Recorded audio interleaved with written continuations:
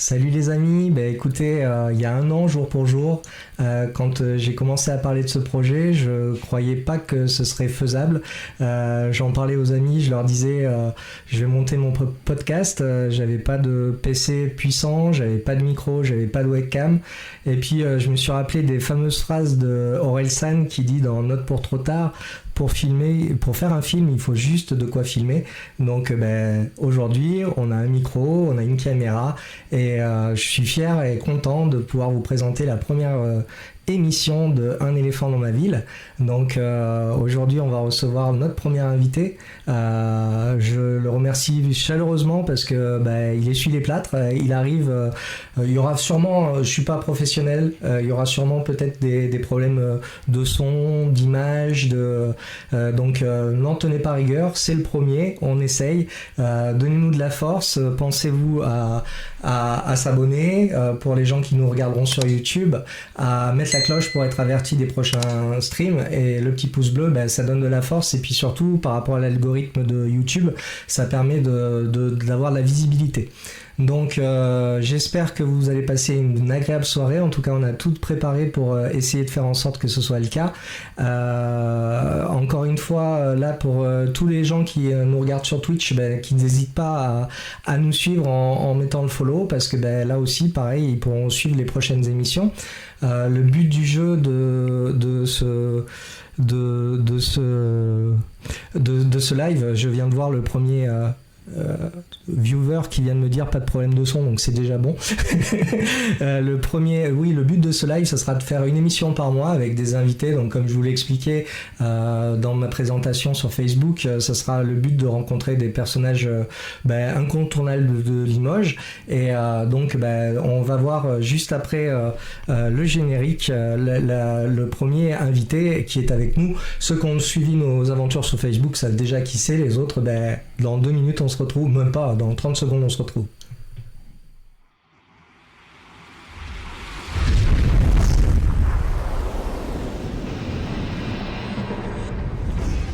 Un éléphant qui traverse la ville, dans Limoges où tout est si tranquille. Les passants fixent ses pas de géant, avec style il bouge doucement. Au pachyderme danse sous les lampadaires.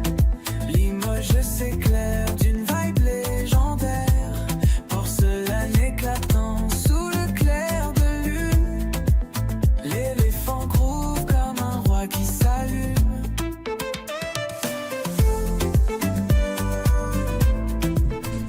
Et nous revoici avec David. Merci d'être venu dans cette émission. La dernière fois qu'on s'était vu, c'était pour la vidéo Facebook. Tu avais deux soirées de prévues. Oui. Est-ce que tu peux nous raconter le retour ? Parce que on s'est laissé là-dessus. Ouais, ça s'est bien passé. On a fait notre entrée de la soirée Contact au Zigzag à Limoges, place d'Aisne, pour ceux qui ont l'habitude. Et on a fait notre entrée bordelaise aussi avec la soirée Floyd samedi dernier. C'était très cool à l'entrepôt avec Sinaix, MZA et Erna. Donc grosse soirée, il y avait ouais, c'était cool. Ouais, Bordeaux, sais, grosse ville. Donc aujourd'hui, on est ensemble pour découvrir un peu plus David et puis son rapport à Limoges, parce que c'est toujours le but de l'émission. La première question qui me vient à l'esprit, c'était de savoir comment t'étais tombé dans la musique électro et le DJing. Alors, je suis tombé dans la musique électronique. En fait, moi, au départ, j'écoutais pas vraiment de musique électronique. Si j'aimais bien New Order, tous les trucs New Wave, tu vois, c'était déjà fait avec des synthèses, c'était la musique électronique. T'étais, si je me rappelle bien, un fan de The Cure à la base. Ouais, voilà. Moi, j'ai vu qu'ils ressortaient un concert sur Paris et ils viennent en France. Ouais, mais je sais pas si je vais y aller. J'ai peur d'être déçu, tu vois. Il y a des fois, il y a des choses, vaut mieux garder une bonne impression, tu vois. Mais ouais, j'étais fan de tout ça. Et après, j'ai eu ma période ska. Ouais, j'écoutais pas mal de ska, tu vois. Donc, c'était plutôt rock un peu indé. Alors, je sais que tu es très intimiste, mais pour le confort des viewers, que je parle un peu plus fort. Voilà, il va falloir pousser la voix. Tout le monde me dit que je parle pas fort. Donc, j'écoutais un peu de ska et tout ça. Mais j'avais quand même, tu sais, un petit amour pour les grosses basses, tu vois, et les kicks qui tapaient. Et puis, de fil en aiguille, donc, ouais, tu sais, quand j'allais dans des clubs où il y avait plusieurs salles, tu vois, pour ceux qui ont connu les Deux Mondes, il y avait 2 salles à l'époque. Et il y avait la salle rock qui était très rock indé, alternatif et tout. Et puis il y avait une salle qui était plus ce qu'on appelait à l'époque les Zoulous blancs, avec la période New Beat et tout ça. Et j'allais quand même des fois tendre une oreille sur ce son-là, tu vois, et j'aimais bien. Je me permets de te couper, on va revenir là-dessus, mais je vois qu'il y a un viewer qui nous dit à Caen sur Toulouse. Je crois que tu la connais, ça doit être Candy. Une vieille pote qu'on n'a pas vue depuis très longtemps. Bah écoutez, j'aimerais bien revenir jouer à Toulouse. La dernière fois qu'on avait joué, c'était... je crois que c'était avant le Covid, donc ça date un petit peu, mais ouais, on a en projet de revenir jouer à Toulouse, ça nous ferait bien plaisir. Il y a pas mal de lieux qui marchent bien, il y a une nouvelle salle d'ailleurs qui a l'air folle, l'Interférence là, et sinon il y a toujours le Bikini et tout, donc ouais, Toulouse on est chaud, mais ouais, nous on avait... Alors je t'ai coupé dans ta réponse, t'étais parti sur les Deux Mondes. Ouais, j'écoutais de la New Beat et tout ça, mais bon, j'avais quand même plus d'affection, tu vois, pour tout ce qui était rock, ska et tout ça. Et puis de fil en aiguille, j'ai un pote qui bossait en club, donc je l'accompagnais début de soirée et tout ça, et puis le boss m'a proposé de bosser au club, quoi, tu vois. Enfin au début c'était parce qu'il avait la personne du vestiaire qu'il avait lâché pour les 2 fêtes, parce que il y a des années, la fête du 31 décembre et du 25 décembre, c'était des grosses soirées en club avec aucun horaire de fermeture, donc c'était jusqu'à midi. Et donc il n'avait pas de vestiaire pour ces deux soirées-là, il m'a demandé de faire le vestiaire, j'étais pas du tout chaud, j'ai dit non, et puis bon, il m'a proposé de garder l'argent du vestiaire, ce qui était quand même une belle aubaine, puisque j'ai dû faire l'équivalent d'un SMIC à l'époque en un soir, tu vois, donc je me suis fait 2 SMIC en une semaine, quoi, à l'intervalle d'une semaine. Et comment on passe de fil en aiguille à tenir un vestiaire et être DJ? Parce qu'en fait, derrière ça, pour me remercier de l'avoir dépanné, il m'a proposé de faire light jockey. Et donc je faisais les lumières. Et donc j'ai fait les lumières dans ce club pendant 1 an et demi. Les Deux Mondes, hein, c'est ça? Non, ça c'était c'était le Rouge et Noir à Cognac-la-Forêt. D'accord. Après ces patrons d'établissement ont ouvert un autre gros club à Périgueux qui s'appelait le Village. Et donc là j'étais toujours light, je m'amusais un petit peu avec les platines, mais ça m'intéressait pas, parce qu'à l'époque j'avais quand même avec moi des DJ qui parlaient au micro, et moi le micro comme... Oh là, on a notre premier personne qui s'abonne, donc merci à lui. Je sais pas, j'ai pas eu le temps de lire, mais on a notre premier follower. Ouais. Donc bravo lui. Big up. Big up, j'ai pas vu. Je ferai un tour des remerciements. Ouais, il faut quand même. Ouais. Mais merci pour la force. Et donc oui, dans ce club, les DJ ils parlaient au micro, et comme tu me l'as dit tout à l'heure, moi je parle pas fort et le micro c'est pas mon meilleur ami, donc je voulais pas faire DJ, parce que dire aux gens de crier ou de lever les bras, faire la personne qu'on peut voir dans les fêtes foraines. Ouais, voilà, quand tu leur dis de lever les bras, ils lèvent les bras, ça peut être cool pour certains, je dénigre pas, mais c'était pas mon truc. Et de fil en aiguille, après je suis revenu bosser sur Limoges, parce que il y a le patron de la Gargouille qui avait entendu parler de moi et qui voulait que je revienne bosser sur Limoges. Et c'était un club assez réputé où le DJ à l'époque était champion de France, champion d'Europe et tout ça, donc c'était un bon DJ, mais pareil, il parlait au micro. Alors c'est Soussou qui s'est abonné, et on me dit que le micro te cache et que c'est bien dommage. Il faudrait que tu te rapproches de moi, okay. David, donc n'hésite pas à t'approcher du cousin. Voilà, c'est mieux. Oui, voilà, parce qu'au cas où les gens ne sauraient pas, on est cousins. S'ils n'ont pas suivi tout ce qu'on a mis comme sur le teaser, c'est leur faute. On l'avait expliqué, mais ouais, je vais juste le pousser un petit peu pour que tu sois pour pas que ça te cache. C'est le plus beau de nous deux, donc ça serait dommage que moi on me voyait en gros et puis on le voyait pas, ça serait ballot. Donc, c'est en train de dire. Et donc je suis revenu bosser à La Gargouille, ce gros club là, et le DJ a changé. C'est mon ami John Thomas qui est arrivé. Enfin, je bossais avec Fred Kang, Big Up Kang si tu nous entends, et qui lui parlait au micro et tout ça, mais bon, moi je voulais pas parler au micro, donc Light ça m'allait très bien. Et en fait, Kang est passé dans l'autre salle, parce qu'il y avait 2 salles aussi dans ce club là, et ils ont fait venir John Thomas, un de mes meilleurs amis qui était DJ aussi, champion de France des DJ. Et ouais, c'était une petite pointure. Ouais, c'était une pointure. T'as pas appris Non, il était très jeune en plus. Tu vois, il est arrivé, il avait 17 ans, il avait même pas le permis.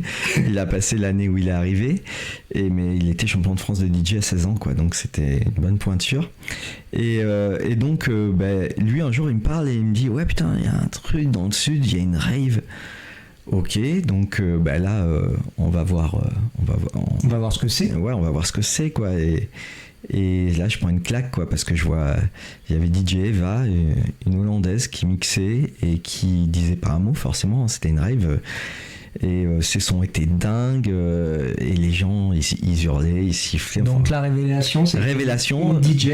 Ouais, DJ. Sans commentaire au micro. Et c'est là, ça. Tu dis, c'est ça que je veux faire. Ouais. Il y avait Eva d'Amsterdam et Chris Nelson, paix à son âme, le pauvre est plus parmi nous, et qui m'ont matrixé, quoi, tu vois. Et chemin du retour. Devenir DJ. Sans avoir dormi, un stop à Toulouse. À Toulouse, tu vois, justement, il y avait un disquaire dans le métro de Toulouse qui s'appelait DJ Music. Et c'était Nin qui tenait ça, il avait des bonnes galettes, et j'ai acheté mes premières galettes, mes premiers vinyles. Alors ceux qui sont venus avec nous dans le studio de David lors de notre rencontre à Facebook, ouais. Ça a bien évolué. Depuis il y en a 4000, ouais. Là voilà. J'avais dû en acheter la première fois, j'ai dû en acheter une vingtaine, tu vois, ce qui était déjà pas mal, et histoire de pouvoir m'entraîner. Et puis par chance, comme je bossais en club, j'avais le matos à disposition, parce qu'à l'époque c'était pas comme maintenant où t'as des logiciels et tout ça, tu vois. À l'époque il fallait 2 platines techniques, c'est une bonne table de mixage pour mixer, donc j'ai commencé à m'entraîner. On reparlera justement de l'évolution de la technique un peu plus tard. Par rapport à donc là tu commences à faire tes premiers essais, je suppose chez toi dans ta chambre. Non, même pas. Dans la boîte, le matos. Ouais, le matos coûtait cher, tu vois, quand même. Et là j'avais le matos à disposition au club avec du gros son, donc j'avais accès l'après-midi au matériel, donc l'après-midi je pouvais aller au club m'entraîner et tout. Et puis John, mon pote, me laissait les débuts de soirée, et lui il faisait la soirée après. D'ailleurs même lui il a changé. C'était les warm-up à l'époque. Ouais, c'est ça, on faisait les warm-up, une sorte de... Pardon, je fais du bruit de ma cigarette électronique. Et donc moi je faisais les warm-up, et après il arrivait, il prenait la suite, mais même lui, son son, sa programmation a radicalement changé, hein. Il parlait plus du tout au micro. Parce qu'à la base, quand il était championnat de France, il parlait un petit peu, tu vois, t'étais obligé un petit peu à l'époque, c'était l'époque où les boîtes... D'ailleurs, les boîtes passaient des slows. Il y avait 2 séries de slows. On est le premier club à Limoges. Je les remercie, c'est comme ça que j'ai rencontré ma femme. Okay. Big up pour les slows. Pas grâce à nous, parce que du coup, nous. Qu'est-ce qui s'est passé ? Je sais pas, j'ai disparu. Je recadre. Je me resserre. Qu'est-ce qui s'est passé ? Il y a eu une touche qui a été appuyée par les gars. On vous avait prévenu qu'il y aurait peut-être des petits problèmes techniques par moment. Tu voulais me squeezer. Non. Enfin bref, du coup, à l'époque, nous on a supprimé les séries de slow. On est le premier club à Limoges, je pense, qui a fait ça. Et on envoyait techno de plus en plus. Voyant ça, le patron de l'établissement où on bossait nous a laissé la chance de monter un club techno. Donc on a ouvert une salle où il y avait pas de siège, on voulait vraiment que les gens dansent. Ça s'appelait comment ? Le Storm. Et j'avais ça à la Gargouille. Ouais, j'avais trouvé le nom. C'était parce qu'en fait à l'époque je m'entraînais avec un disque qui s'appelait Storm. C'était du kick assez simple, donc c'était facile pour s'entraîner, mais il s'appelait Storm l'autre. Et je trouvais ce nom cool, et j'ai cherché un acronyme avec, et j'ai trouvé Serious Trip of Rave Master. Yeah. Donc ça faisait Storm, le Storm Club, et il nous a laissé du budget. On a pu faire venir des DJ d'Amsterdam, Laurent Garnier à l'époque. On va y retourner justement par rapport à ça, on va pas brûler les étapes. Donc là tu as commencé l'apprentissage comment tu dis, de devenir DJ ? Ouais, du DJing, ouais. DJing, t'as commencé l'apprentissage. Moi, ce que je voulais avoir, c'était ton retour sur tes premières soirées où t'es passé derrière les platines. Comment ça s'est passé ? Alors, moi j'ai eu de la chance justement parce que comme je bossais déjà dans le club, tu vois, Oui. j'avais le public qui est à ma cause. Tu sais, quand tu bosses en Oui. club, les gens ils t'aiment bien et tout. Donc, même s'il y avait 2-3 imperfections, ils saluaient la Selecta, tu vois, ils aimaient bien les morceaux que j'ai choisis. Et puis, même s'il y avait un ou deux petits pains, Ça passait. parce ouais, que- ils étaient tolérants parce que. Ah, encore quelqu'un qui vient de s'abonner. J'arrive pas à lire. Aide-moi. Denis Soulier. Eh ben oui, Eh, bonjour Denis. Merci pour la force. big up. Ouais. Ça fait plaisir. Ouais. Et ouais, donc je sais plus où j'en étais. Tu en étais. Moi, j'essaye de suivre. Ah oui, Tu en donc le étais- public était super tolérant avec moi. J'espère que ce soir, ça sera pareil. Donc ouais, donc ils étaient cool. On était deux jeunes à bosser au platine, tu vois. Donc il y avait David et Jonathan. C'était le cas de le Est-ce dire. que tu viens? Pour les vacances aussi. Et ouais, donc on faisait. Et puis forcément, on devient forgeron en forgeant. Donc plus va, moins il y avait de pain et tout. Et à quel moment on t'a laissé la main? Et quelle était ta première soirée où tu t'es retrouvé? Alors je me doute pas toute une soirée, mais quel est le moment où tu t'es senti le gars part, je sais pas, fumer sa clope et t'es tout seul et il va falloir que t'engages le prochain. Comment tu l'as ressenti? Alors moi ça n'a pas été comme ça. Le premier truc c'était quand on a fait venir Laurent Garnier, John il Il va devait. y arriver à Laurent Garnier. Je lui ai dit Non qu'on y arrive. mais il devait aller manger au resto avec lui, tu vois, D'accord. en début de soirée et donc moi je faisais le début de soirée. Et donc je pensais qu'après derrière. Dis warm-up parce que début de soirée, à chaque fois j'ai la Ouais, musique. le warm-up. Donc moi je faisais le warm-up et ouais, pas de confusion. Non, pas de confusion. Et donc je faisais le warm-up et je pensais que John arrivait derrière pour prendre et qu'après Laurent Garnier serait arrivé encore plus tard. Et puis donc j'enchaîne mon vinyle et je me tourne pour changer de vinyle puisque mon bac à disque était derrière, tu vois, mon flycase. Et là j'ai en face de moi Laurent Garnier qui me dit salut Laurent. Wow. Donc Et, là, ouais. il avait quand même de la hype. C'était à l'époque où il y avait Carl Cox, Laurent Garnier. Ouais, c'était le numéro en français. Ouais. Hein. De toute façon, il a toujours été, comme c'est un des précurseurs de cette musique en France, il a toujours été le fer de lance. Donc il a enchaîné, il a mis le scud juste derrière toi. Non, mais il m'a dit ouais, salut Laurent Garnier, et il me dit si tu veux, t'en mets un et puis je prends derrière. C'est ça, il a passé la... Ouais, c'est ça. Comme pied à l'étrier, c'est fort. Ouais, et après, John a joué aussi, mais tu vois, le gars voulait vraiment faire toute la soirée, parce qu'il adore jouer longtemps, Laurent Garnier, faut savoir. Et c'est là-dedans. Victoire de la musique, Oui. Une des premières victoires de la musique d'électro, je crois. En musique à électronique, l'époque. ouais. Et il est super fort pour jouer longtemps, tu vois. Il envoûte les gens, il les embarque. Et donc, il a pris derrière. Mais il y a ceux qui veulent, il y a des vidéos. Un jour, dans quelques années, on fera le nécessaire pour quelques années, quelques semaines ou quelques mois, on fera le nécessaire pour faire tourner les vidéos sur l'émission, parce que ça serait bien de faire un rétro. Bon, la qualité, ouais, c'est d'époque. C'est du carré, c'est du VHS, il y a du grain. C'est du VHS 1993, tu vois, donc c'est compliqué, ouais. C'est un peu flou. Bon, par rapport à tes débuts et ton évolution, comment la scène électro de Limoges a-t-elle évolué entre les années 90 et maintenant? Parce que moi, je me rappelle dans les années 90, parce que je sortais en boîte, j'avais le souvenir que les gens s'amusaient dans la salle, mais pas forcément... Enfin, c'était le tout début, pas forcément face au DJ. Ouais, c'est ça. C'est la grosse différence, c'est que, tu sais, forcément, après c'est logique, c'est les réseaux sociaux et tout ça. Il y a eu une sorte de starification du DJ. Maintenant, quand on joue, tu regardes la crowd, elle est tournée vers DJ. Ouais. Toute la foule est... Tu le vois dans tous les festivals. Ouais. Festivals, ça se dit. Hein. Ouais, festival. Enfin, c'est une star, le DJ. Ouais, c'est ça.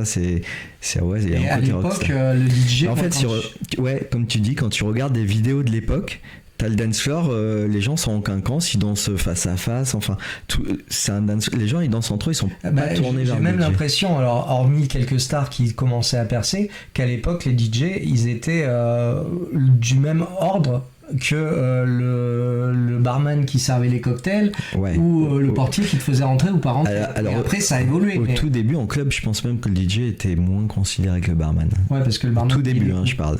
Ouais, c'est ça. Moi, j'ai vu des clubs à Paris où le DJ était dans une sorte de petit placard avec une fenêtre sans teint qui donnait sur le dance floor, tu vois, pour voir. Lui, il voyait la piste, mais les gens ne le voyaient pas. J'ai vu ça dans des clubs, notamment les Saint-Père à Paris. C'était un petit club et c'était comme ça, quoi, tu vois. Donc ça prouve la place. L'impact. Ouais, la place qu'avait le DJ à l'époque et la place qu'il a maintenant, quoi. T'as fait venir des grands noms, comme tu l'as dit, Laurent Garnier, Jeff Mills, David Guetta. Comment t'as réussi à tirer à Limoges ces personnalités-là? Alors, Laurent Garnier, c'était pas forcément ouais, toi c'était John, en nom propre. C'est John. Mais pour les autres, ça peut être intéressant, parce qu'on dit souvent que Limoges, c'est une petite ville, qu'il se passe pas grand chose. Dites-vous les gars qu'il y a Laurent Garnier, il y a Jeff Mills. Alors Jeff Mills, c'est plus pointu peut-être. C'est pointu, ouais. Personne, tout le monde ne mais bon, pas. c'est un des inventeurs de la techno, puis ça reste le maître. Si vous voulez, si David Guetta, il est là, pour moi, ouais. Jeff Mills, il est un peu plus au-dessus. Mais David Guetta en France est beaucoup plus reconnu. Toujours est-il, la question, c'est comment t'as fait pour un gars comme Jeff Mills ou un gars comme David Guetta à l'époque, qui était déjà très, très, même s'il n'est pas au niveau d'aujourd'hui, qui était déjà très connu. Comment t'as fait pour les faire venir? Alors pour Jeff Mills, c'est quand même aussi grâce à John, parce que lui, il était sur la première tournée, sur sa tournée, quoi. Il était en première partie de Jonathan Thomas, c'était la première partie de Jeff Mills. De toute la tournée française. Et donc, par l'intermédiaire de Fred Jaleb, m'a proposé de faire une date à Limoges. Parce que lui, il avait quand même gardé, même s'il était parti sur Paris et tout, il avait gardé une affection pour Limoges, où il avait fait ses débuts en musique électronique. Et donc, il m'a proposé la date, et moi, sur place, j'occupais le terrain pour l'organiser. Et donc, on a organisé ça. Je me recentre un peu. Ouais. On a organisé ça. Et puis après, pour Guetta, j'avais déjà organisé plein d'événements, tu vois. J'avais fait venir beaucoup d'artistes déjà. Et puis, en fait, c'était comment ça s'appelle le club qu'il y avait après les Deux Mondes? Le 6e continent? Peut-être, ouais. Il y en a eu plein. Non, c'était il y a pas eu ça. Cube, il y a eu le 6e continent. C'était encore un autre. Enfin bon, c'était un club. Il y a eu le Carré, il y a eu. C'était avant le Carré, je cherche. Bon, c'est pas grave, les plus anciens se souviennent. S'il y en a dans le chat qui connaissent le nom, n'hésite pas à le mettre. Bon, donc ce gros club où bossait Kang et tout ça, ils me disent on voudrait faire venir Guetta, mais il nous a refusé, il nous a recal et tout, parce qu'en fait Guetta choisissait déjà un peu ses dates, tu vois. Il voulait plus aller vers des lieux à l'époque de musique électronique que vers des lieux discothèque lambda, quoi. Le côté random musique, ça lui plaisait pas, et donc je me suis servi de mes contacts d'amis qui ont des clubs à Bordeaux, pour qui j'avais joué, tu vois, le 400 et tout ça, et ils m'ont appuyé, et ça t'a permis de faire venir des grosses pointures. Voilà. Il est venu 2 fois, du coup, à 2 années d'affilée. Qui ça? Guetta. Moi je me rappelle d'une fois. À l'époque, c'était le tout début des téléphones. Bon, David, on a eu l'occasion d'en parler, mais ça c'est plus pour les viewers. C'était le début des téléphones avec appareil photo, et il était déjà un peu cabot, parce que j'ai essayé de le prendre en photo, et il a rallumé les lumières quand il a vu qu'il y avait quelqu'un qui essayait de le prendre en photo. Il a fait la pause, il m'a laissé prendre ma photo. Alors c'est pas forcément cabot, c'est juste être généreux aussi, parce que moi j'ai eu malheureusement, entre les déménagements, les différents disques durs, je sais pas ce qui est advenu de cette photo, mais c'était le tout début, et puis c'était à l'époque au Deux Mondes. Ouais, c'était au Deux Mondes, mais ça s'appelait autrement. C'était je sais plus. Le Joker. Le Joker, ouais. Le Joker, en plus, j'ai encore un t-shirt du Joker. Ça s'appelait Joker. Juste pour faire un petit break sur le monde du DJ, parce que il y a peut-être des gens qui sont peut-être moins intéressés par ce côté-là. Je voulais connaître ton rapport à Limoges, par rapport au fait que tu as construit ta carrière sur Limoges. Comment tu ressens le fait d'avoir créé sur Limoges? T'aurais peut-être été plus vite, plus rapidement sur d'autres grandes villes, c'est certain. Mais t'as peut-être eu des... Non, après, il y a des faits de la vie, des faits de vie qui ont fait que je sois resté là. Puis il y a un confort de vie quand même à Limoges, on va pas se mentir. L'immobilier est pas cher, tu vas aller d'un point A à un point B, t'y es vite, quoi. Ouais, tu vois, t'as pas les bouchons des grandes villes, parce que j'ai quand même beaucoup traîné les grandes villes. Il faut s'organiser, tu vois, dès que tu fais un truc et tout. Et puis, en même temps, t'es loin de tout, mais t'es loin de nulle part parce que t'es au centre de la France. C'est vrai que quand tu regardes la carte, c'est bien desservi. Enfin, ça pourrait être mieux desservi. Un petit TGV, ça serait pas de refus. mais ouais, c'est quand même pour le confort de vie et tout. Et puis j'avais la chance, voilà, j'ai quand même pu jouer à Paris régulièrement, Bordeaux, Toulouse, Montpellier. Tu vois, j'y étais vite quand même. Hein, parce que quand t'es à Paris, tu joues beaucoup plus à Paris, mais tous les potes que j'ai qui sont à Paris, ils prennent quand même des transports pour aller jouer ailleurs. Donc ouais. Au final, j'étais là. Donc le côté pratique de Limoges, c'est l'IMO pas cher. Ouais. Le fait que ce soit centralisé, c'est ça. Qui est quand même un peu de facilité de circuler. Et puis même, en fait, il y a quand même eu des époques, tu sais, l'époque du Storm, là, on avait les Bordelais qui venaient, quoi. Tiens, ça c'est intéressant. Moi, je me rappelle que tu m'avais expliqué que quand tu avais été à un salon de la musique, les gens étaient bluffés par le fait que vous ayez 6 pistes sur Limoges. Les deux mondes, enfin, ceux qui ont connu un club aussi énorme, d'ailleurs, même, je pense que les gens qui habitent actuellement à Limoges, ils peuvent même pas concevoir qu'à Limoges il y a un club qui faisait 3-4 000 personnes le jeudi soir. C'est ça. Et, nous on était là. Qui tombait à 2000 le vendredi. Je suis sûr que dans le chat il doit y avoir des gens qui ont 20 ans ou 25 ou 30 ans qui n'ont pas connu cette période-là.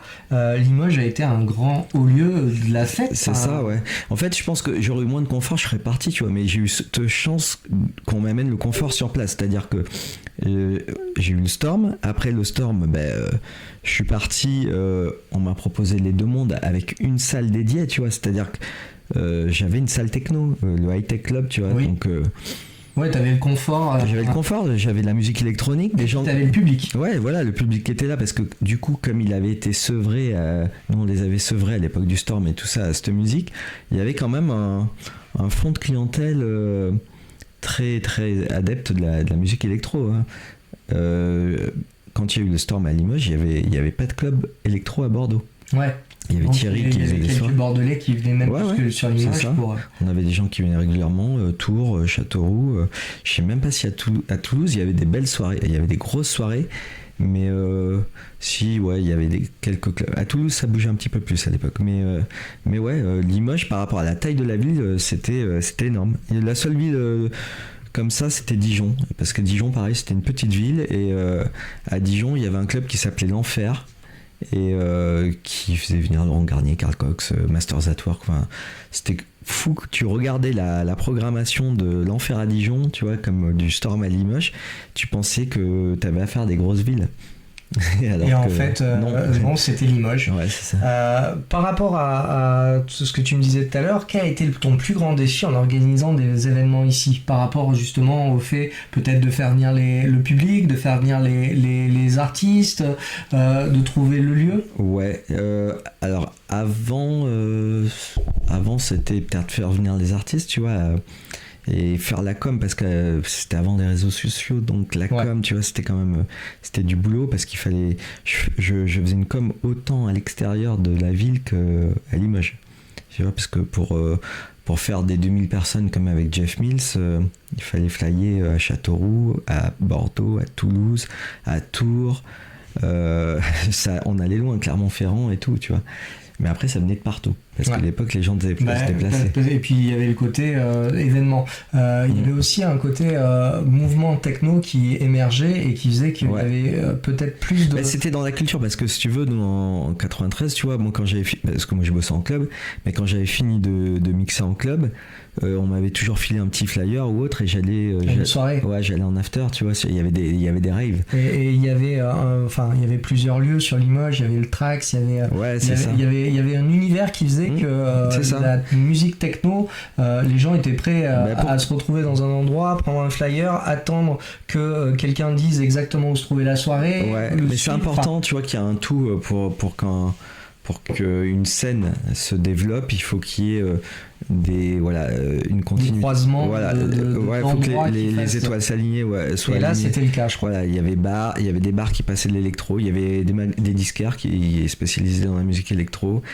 il y avait des clubs et des raves. Donc en fait, du coup, tout ça faisait qu'il y avait une scène vraiment musique électronique.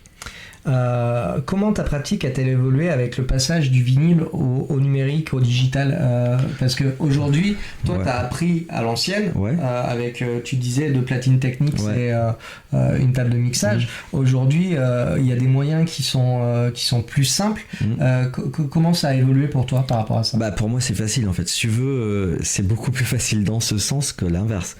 Tu vois, je pense que 3/4 des DJ qui jouent sur des CDJ actuellement ont une petite difficulté à passer sur vinyle, parce que sur vinyle le tempo n'est pas calé, le BPM il n'est pas affiché, il n'est pas calé non plus, parce que tu peux faire de la synchro, t'as la touche sync qui te permet de caler, mais bon, même si tu fais pas ça t'affiche le BPM à la virgule, tu vois. Donc ça te permet vraiment t'as une touche Q où t'appuies pour faire le boom boom boom, alors qu'à l'époque sur vinyle le BPM il est pas du tout affiché, c'est tout à l'oreille. Alors après ça a quand même des avantages, je pense, le numérique, c'est que vous êtes plus obligé de vous travailler des gros sacs de par contre voilà pourquoi je suis passé au numérique, parce que c'est vrai qu'il y a le vinyle a quand même un meilleur son, un certain poids, mais voilà quand je me déplace avec 2 flycases, tu vois, si t'avais un changement, une correspondance, que ce soit aéroport ou gare, tu pleurais, quoi. Après, c'est plus facile de perdre sa clé USB que de perdre ses 2 flycases. Eh ben non. Non non, parce que la clé USB, tu la gardes dans ta poche. Quand t'arrives tu sais que tu vois défiler les bagages là, à l'aéroport et que tu vois pas ton flycase, tu cries. Là, c'est un moment de solitude. Et ça, c'est arrivé plus d'une fois. Alors, heureusement, ça m'est pas arrivé personnellement, mais je connais un paquet de potes DJ à qui c'est arrivé. Et toi, les petits jeunes qui commencent et qui ont jamais touché de vinyle, quel est ton regard par rapport à eux ? C'est l'ère du temps, comme les gens qui servent de l'IA aujourd'hui, ou c'est des rétro Satanas? Non, totalement. Moi, je dis qu'il faut vivre avec son temps. Il y a ça. C'était important, je trouve. C'est une question qui, même les anciens comprennent que le mouvement est en marche. Je suis les anciens. Aujourd'hui, je fais danser des 20 ans, des 15 ans, des 18 ans, anciens dans la période. Oui, dans la longévité, on va dire. Ouais, non, mais c'est pour ça que je voulais t'inviter, c'est surtout parce que. Non, mais j'ai pas du tout. Enfin.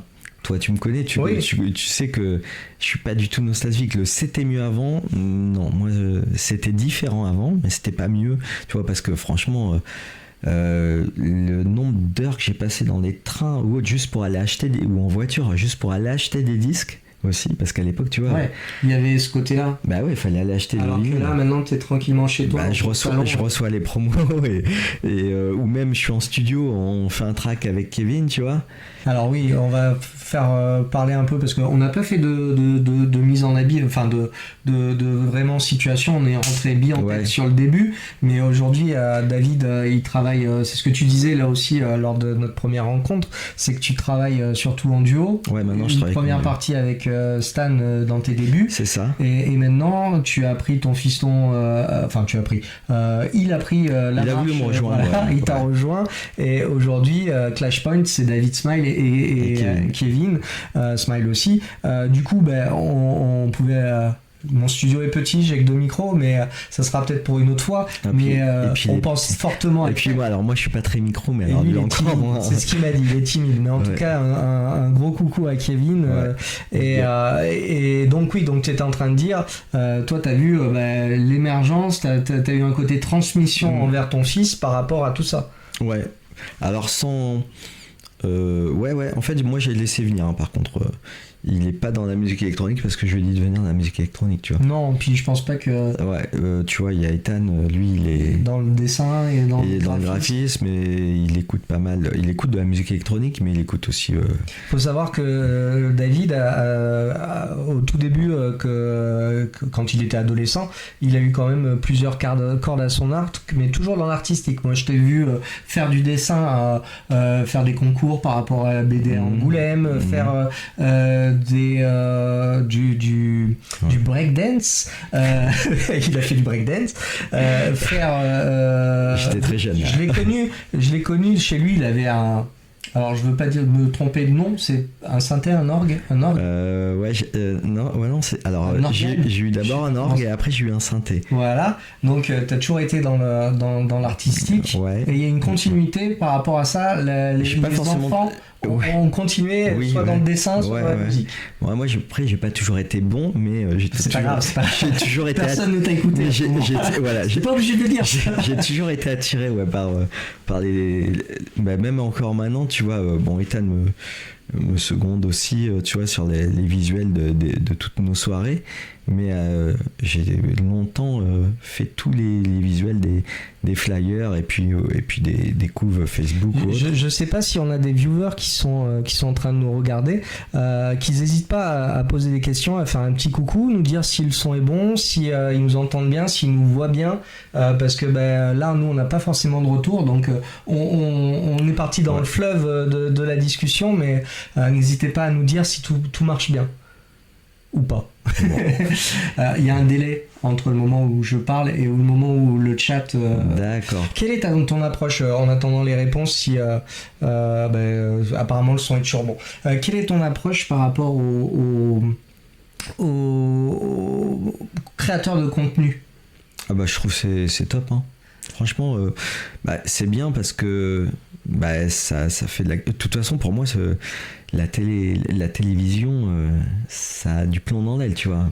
C'est ce que moi je me suis dit, c'est que sur Limoges comme média, on a surtout Télévisuel France 3, et c'est super intéressant. Non, mais c'est bien.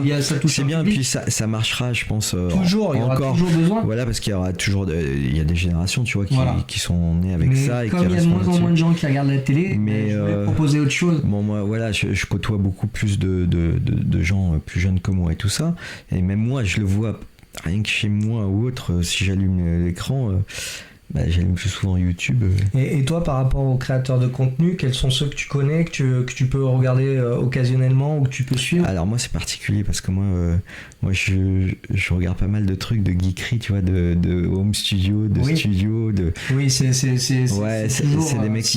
des mecs qui donnent des tips comme ça, ou sinon ça peut être carrément des trucs sur la nourriture. J'aime bien manger aussi. Moi je suis Gurky sur ça. Je vois très bien qui c'est. J'aime bien ces émissions. Avec ma copine on regarde ça. Je vois qui c'est, puis forcément j'ai regardé les plus gros aussi, tu vois, des Squeezie, des tu as eu le temps de regarder son dernier peut-être pas le dernier, c'est quoi le dernier? Son dernier c'est Stop the Train, c'est le plus gros c'est le budget, truc à 700 000 euros. 700 000, donc là vous pouvez faire un petit aperçu entre ce que fait Squeezie, 700 000 euros, le plus gros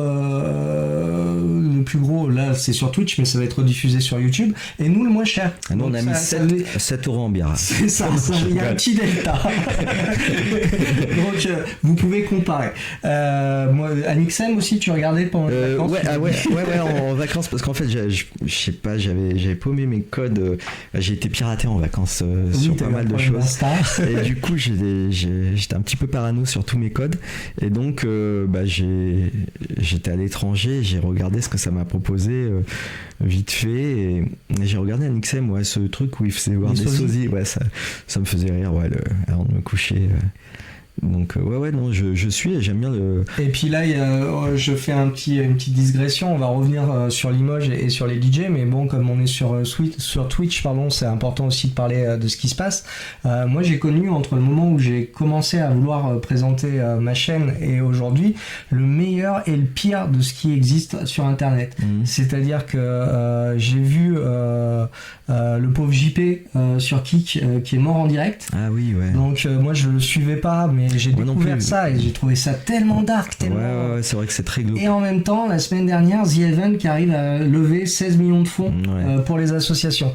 Donc s'il y a des parents qui regardent, regardez ce que regardent vos enfants. Il y a le meilleur comme le pire, mais il faut quand même. Non, mais en fait, c'est comme tout. Tu sais, c'est souvent des fois, tu vois, quand il y a des problèmes comme celui que t'as cité là, les gens ils veulent interdire les choses. Mais en fait, non, il y a une évolution des choses, tu vois. C'est comme les premières personnes qui se sont fait renverser par des tacos, tu vois, par les vieilles voitures Renault ou autre. S'ils avaient dit non, on reste à la calèche avec la voiture, non. la voiture c'est top pour se rendre, et c'est pas pour ça qu'il n'y a pas des accidents. Oui, c'est toujours tu vois, pareil, c'est pour l'outil, tout, voilà, ce qu'on il y a en fait. l'outil, il y a ce qu'on en fait. Tout Donc, à fait. Mais c'était en ça que je voulais dire qu'on peut en faire le meilleur. Voilà. Mais enfin, je voulais avoir un petit retour là-dessus parce que ça m'a choqué, moi, ça m'a fait poser des questions, tu vois, sur cette activité de créateur de contenu. Pour le buzz, enfin, il ne faut pas tout faire. Oui. On ne connaît pas tous les tenants, les aboutissants de ce qui s'est passé, mais la façon dont il était traité n'était pas forcément pour le buzz, c'était pas bien de le faire, et même si c'est pas ça qui l'a tué, enfin, c'est quand même dommageable.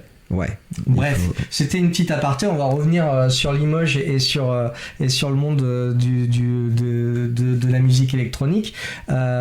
Justement, quand tu crées ta musique, toi, comment tu trouves ton inspiration ? C'est quoi qui te permet de faire un morceau ? Alors, je sais qu'il y a un gros partenariat avec Kevin, c'est donnant-donnant, mais quelles sont vos inspirations à tous les deux ? Vous avez dû avoir l'occasion d'en parler. Après, moi, je ligue beaucoup, donc tu vois, je passe tous les jours 2 heures à écouter tout ce que je reçois et tout, et même à les gratter aussi sur les plateformes, tu vois, les Discogs et tout ça, et en fait il y a des choses où je dis ouais, ça c'est vraiment bien, et on s'en inspire. Après justement, même tu t'inspires, mais par chance on n'est pas des top techniciens, tu vois, parce qu'en fait si t'es trop pointu dans la technique, tu en fait, laisses passer ah ben non, mais tu vas faire une copie, tu vas faire un ersatz, tu vois.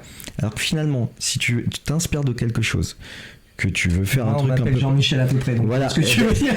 C'est exactement ça. Et finalement, tu vas faire un truc qui va avoir ta touche, parce que tu auras les erreurs que tu as tendance à faire ou tes gimmicks, tu vas quand même les reprendre, donc tu vas avoir ta patte.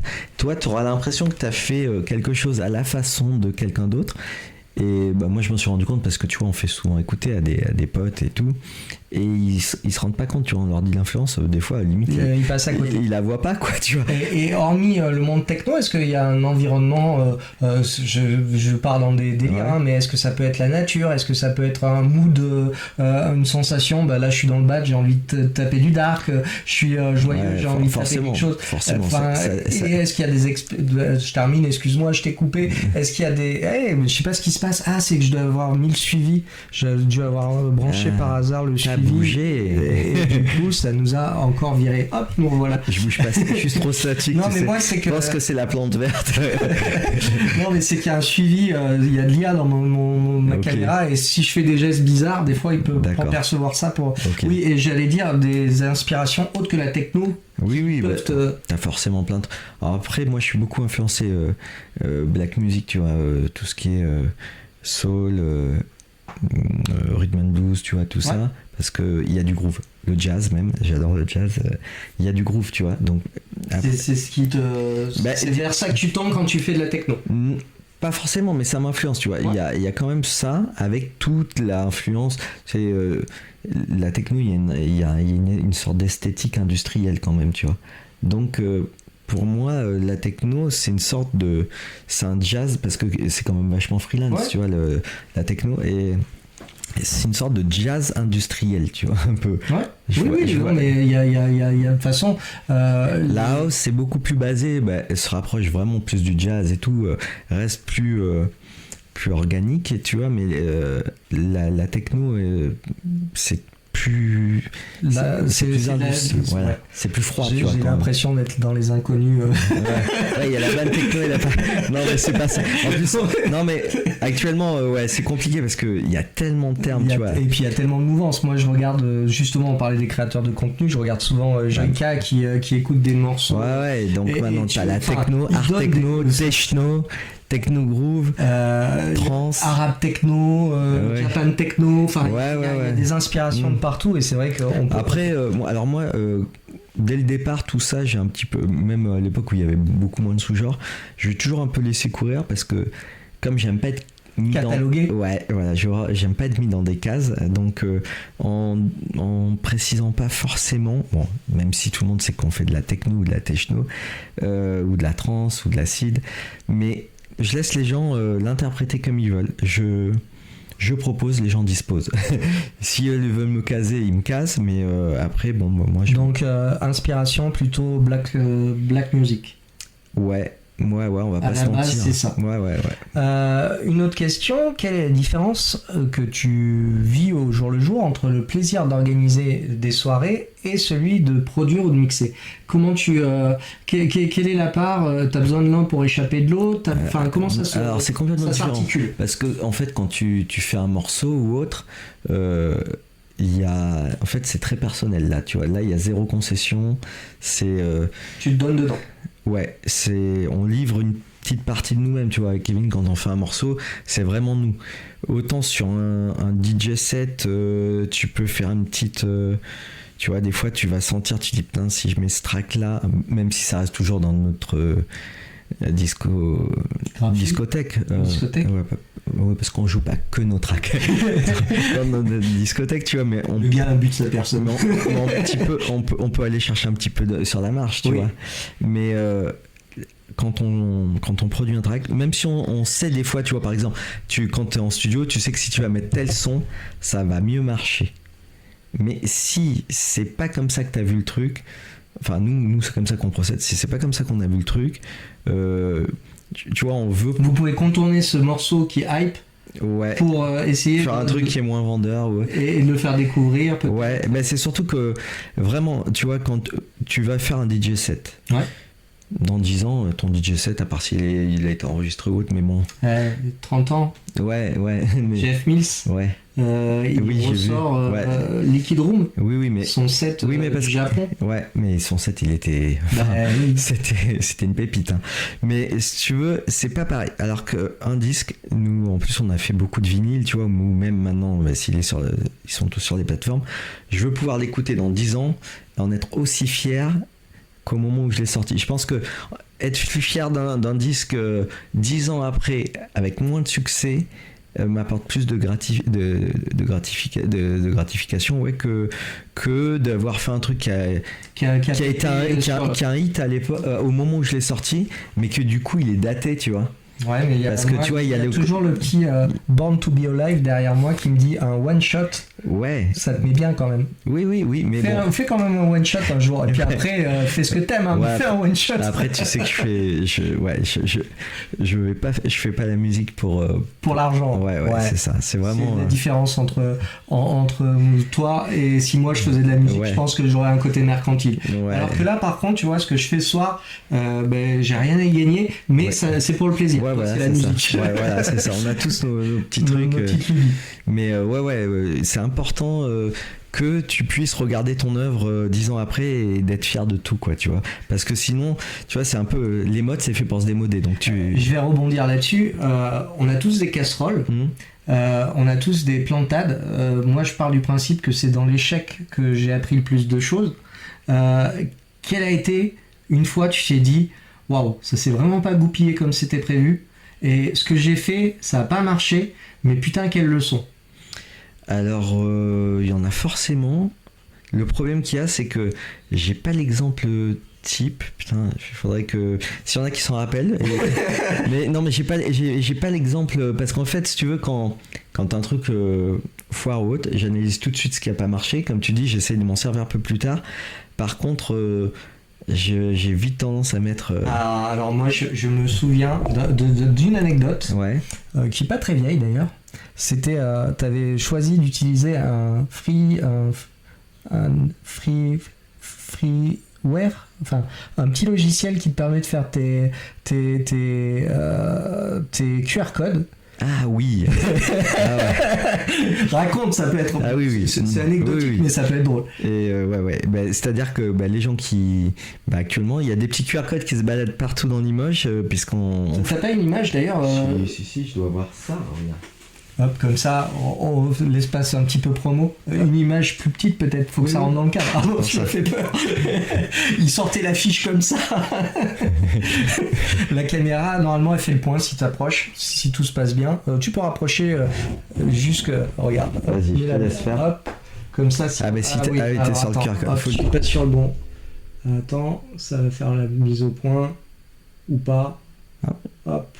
Tac. Je la laisse 30 secondes s'il y en a qui veulent s'amuser comme ça pour YouTube. Vous pourrez faire pause et voir ce que l'événement que David propose. Donc ça c'est un QR code. Et vas-y raconte du coup. Et donc en fait ça c'est des soirées qu'on organise à John Lennon et souvent pour pouvoir générer le QR code, je crée l'événement Facebook en zoom. Donc j'essaye de le faire la nuit, tu vois, parce que comme ça il y a moins de gens, tu vois, ils voient moins arriver l'event et donc je crée mon QR code la nuit, vite fait, je vais sur un site et je me trompe du lien habituel et donc le QR code est généré, je fais imprimer mes flyers, mes stickers, ouais, c'est des stickers carrément, ouais, en plus, donc on fait imprimer les 4000 stickers et je les reçois, on commence à en mettre et tout ça, pas beaucoup heureusement, j'en ai mis que 2-3 et je décide quand même de retester le QR code pour vérifier.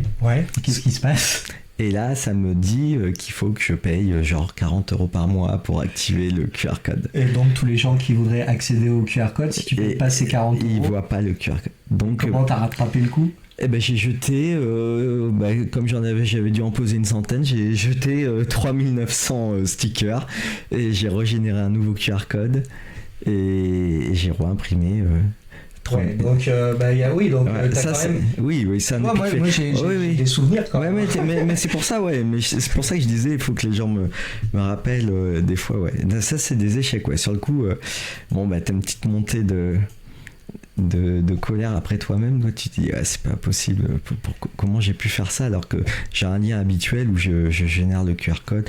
Donc maintenant en plus j'ai délégué, tu vois. Ouais, ça c'est Ethan. Alors il y a la famille d'ailleurs, hein. Voilà. Tu travailles en famille, tu peux raconter un petit peu pendant que je cale les caméras parce que les caméras, hein. C'est ce que je vous avais dit, hein. C'est artisanal chez nous, hein. C'est du fait en direct. Voilà. Donc ouais, toi tu travailles en famille. Ouais, j'aime bien, ouais. De toute façon à qui tu peux avoir le plus confiance quand que la famille, c'est pas faux. Ouais, ça dépend. La preuve d'invité, c'est le cousin. Oui, après ça dépend, hein, mais il y a forcément des exceptions. Ça se trouve il y a des gens qui nous regardent ou autres qui vont dire le contraire, mais bon, enfin nous on travaille en petit cercle restreint avec quelques amis qui viennent nous aider aussi mais donc Ethan s'occupe pas mal de toute la partie graphisme et tout ça maintenant. Je lui ai délégué cette partie. Ouais. Aaron Design pour ceux qui veulent aller voir sur Instagram. Il faut suivre Aaron Design, hein, avec deux A. La force. Ouais. Et donc maintenant c'est lui qui génère les visuels, les QR codes et tout. Ouais. Et puis voilà. Et puis il y a Lolo aussi qui est. Alors Lolo, elle gère. C'est la femme, la jeune femme, la jeune épouse de David, parce que ça fait. Ça fait 2 ans. Ouais, c'est ça. Ça fait 2 ans. Ça fait une éternité qu'ils sont ensemble, mais ils sont mariés il y a peu de temps. Ouais. Et donc elle gère, elle a un relationnel assez facile et tout, donc elle fait elle accueille de nos soirées et puis pas mal de relationnel. Et puis l'associatif est... Oui, elle s'occupe pas mal de toute la partie administrative qui pour moi c'est chronophage et, voilà. Et ça m'intéresse. Et pas, un partage avec Kevin, comme on disait au départ, pour la production, la musique. C'est ça. Toi, tu es plus dans la sélection des morceaux, peut-être pour les DJ, et lui peut-être plus dans la c'est-à-dire que logiciels. Lui, il aime bien geeker, tu vois, sur les logiciels et tout, donc il s'amuse pas mal au début, et moi j'arrive avec l'oreille fraîche dans le studio, et je dis ce track il est cool, ce son il est bien, on enlève ce son sur ce track, faut pas comme ça ou comme ça, tu vois. C'est vrai que c'est un peu l'ingé son de la famille, de l'équipe, ouais. Est-ce que tu peux nous partager une anecdote insolite ou marquante de ta carrière, quelque chose le truc que tu as envie de raconter quand tu parles de toi? En parlant d'Epic Fail, si j'en ai un jour, je joue au Rex à Paris, tu vois, qui est quand même, quand t'es DJ de musique électronique, bon maintenant il y a beaucoup de lieux à Paris, mais à l'époque c'était quand même l'épicentre de la musique électronique en France. Et donc je joue au Rex en warm-up. Je crois qu'il y a Robert Wood derrière, je sais plus. Enfin, j'ai une belle soirée quoi. Et je décide de passer parce qu'à l'époque c'était pas sur clé, on jouait vinyle. Et nous, nos sons qu'on faisait avec Stan, parce qu'avant je travaillais avec Stan, le docteur. En studio, on avait un groupe qui s'appelait Subaka et on avait fait un morceau et je voulais le tester au Rex. Et donc je l'avais gravé sur CD Et c'était pas les CDJ de maintenant, tu vois. Oui. Je mets le CD dans la platine au Rex et je commence à lancer le track, tu vois. Heureusement, avant, j'avais 2 vinyles qui tournaient et tout. Et je lance le track, je l'enchaîne. Je me tourne pour ranger un des 2 vinyles. Et là, j'entends un blanc, quoi, tu vois. Et je connaissais par cœur notre morceau, c'était une avion fait. Là, il n'y a pas de blanc à ce moment. Là, j'entends un blanc. Et je me tourne vite vers la platine CD. Là, je vois sortir le CD, t'imagines? Ah, je vois le accepté, reconnu par le. Je vois le CD qui. Enfin, il a été reconnu, il a commencé à jouer et il m'a fait un bug. Et là, je vois le CD qui sort. Et heureusement, j'ai rentré qu'un des 2 vinyles. Et je vois sur la platine qu'il y a toujours un vinyle qui tourne. Et là, je fais comme un cut et je remonte le vinyle. Mais je vois qu'il est proche de la fin. Donc, je refais un cut. Et pendant le cut, je remets au début. C'était tout. Enfin, moi, ça m'a pas. Bien enchaîné. Personne n'a rien vu. Bah, mais t'as vu que t'étais dans la merde. Et là, moi, j'étais dans... Et à la fin du set, j'ai dit, putain, le blanc et tout. Et personne l'a entendu, quoi. C'est le principal, c'est ça, hein, on dit. Bah ça reste un des moments le plus stressants que j'ai eu en jouant, tu vois. Donc c'est la fameuse anecdote. Ouais, c'est l'anecdote. Le public de Limoges a-t-il une énergie particulière, toi qui vas un peu partout, comparé à d'autres villes où tu as joué? Comment tu le vis? Tu as été à Bordeaux, à Paris, puis dans plein de grandes villes. Ouais. Comment tu le ressens, toi, ton public local? Bizarrement, c'est plus difficile, tu vois. C'est plus difficile à Limoges que sur les grosses villes, parce que les grosses villes... ils sont là, ils sont motivés, ils sont chauds. Et nul n'est prophète en son pays. En plus, il y a ça, tu vois, parce que t'arrives quand on arrive jouer dans d'autres villes avec Kevin, on est les gosses, tu vois. Ouais. Donc les gens, ils viennent nous voir à Limoges. Il y en a, ils savent même pas qu'on va jouer ailleurs et tout ça, donc ils sont peut-être plus exigeants, je sais pas. Ouais, mais bon, ça fait 30 ans qu'ils reviennent. Donc oui. Après, c'est pas les mêmes, tu vois, le public se renouvelle. J'en ai vu passer de génération. Surtout, moi, j'ai fait partie des premiers à te suivre et maintenant, je peux plus te suivre. Je viens à tes soirées, je passe une tête, mais j'ai plus le cardio. Pour tenir. Parce qu'en fait, je comprends que t'es obligé de trouver des jeunes parce que les vieux meurent depuis que... Je pense que c'est comme le sport, ça c'est parce que tu t'es arrêté. Il faut pas ça. Regarde, moi, je me suis jamais arrêté. Ouais, t'es pas un gros danseur en cas. Après, je suis pas un gros danseur. Voilà. C'est peut-être pour ça que t'arrives à tenir toutes les soirées. Ouais. Mais c'est vrai que... Mais je suis un octambule, tu vois.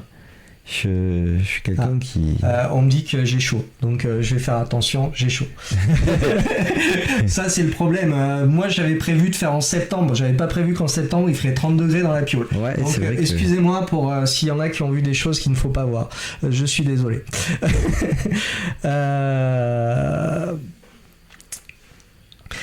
Tiens, ça c'est une question que je me posais. Comment t'as fait pour que tes productions ont commencé à dépasser les frontières de Limoges? Parce que quel était ton système de distribution, c'est pas grave. Quel était ton système de distribution ou qu'est-ce qui a fait que... Mais comme tu dis, c'est qu'on a un réseau de distribution en fait.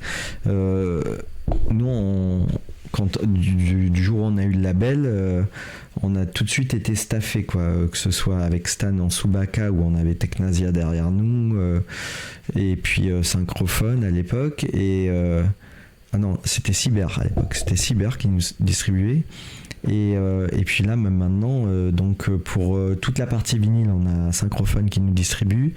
Pour la partie digitale, c'est...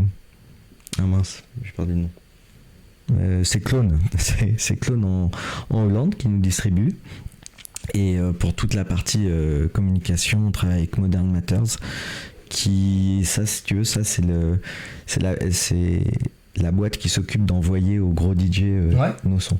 C'est pour ça qu'Amélie Lenz nous avait joué la veille de la sortie de notre disque. Elle avait fait un truc sur YouTube où un pote m'envoie un message, ouais, t'as vu Amélie Lenz, alors je croyais qu'il lui était arrivé une dinguerie, tu vois, et C'était ton en morceau fait qui passe. c'était juste il me dit bah vous jouez et tout, en fait c'est ouais, mais tout ça c'est enfin c'est grâce à nous, mais enfin c'est pas grâce à nous parce qu'on est staffé, quoi, tu vois, on a... Et ça fait quoi de voir son travail reconnu Ouais, national, international? Ouais, si, ça fait plaisir. Tu sais, bah, d'ailleurs, quand la boîte de com là t'envoie les feedbacks de gros DJ comme Marcel Detman, Laurent Garnier et tout ça, tu dis, ouais, ces mecs-là nous jouent, ça fait plaisir, tu vois. Et ouais, et après, j'ai un pote qui m'a... Justement, le plaisir, il est plus grand. Ça revient un peu à ce que je disais tout à l'heure, mais c'est tourné différemment. Quand tu fais une pure soirée avec un pur line-up, avec beaucoup de public, ou quand tu es tranquillement chez toi et que tu vois qu'un DJ joue ton morceau avec Kevin. C'est quoi le plus glorifiant à ce moment-là? Alors ça dépend parce que... si tu veux, une fois j'étais super content de voir, c'était pendant le confinement, tu vois, en plus on était un petit peu punis à la maison et tout ça. Ouais, vas-y. Et il y avait quand même une boiler room et enfin c'était juste post-confinement, on avait été quand même un petit peu punis. Et boiler room, et là il y a François X qui joue un de nos tracks à boiler room, tu vois, donc là ça fait plaisir.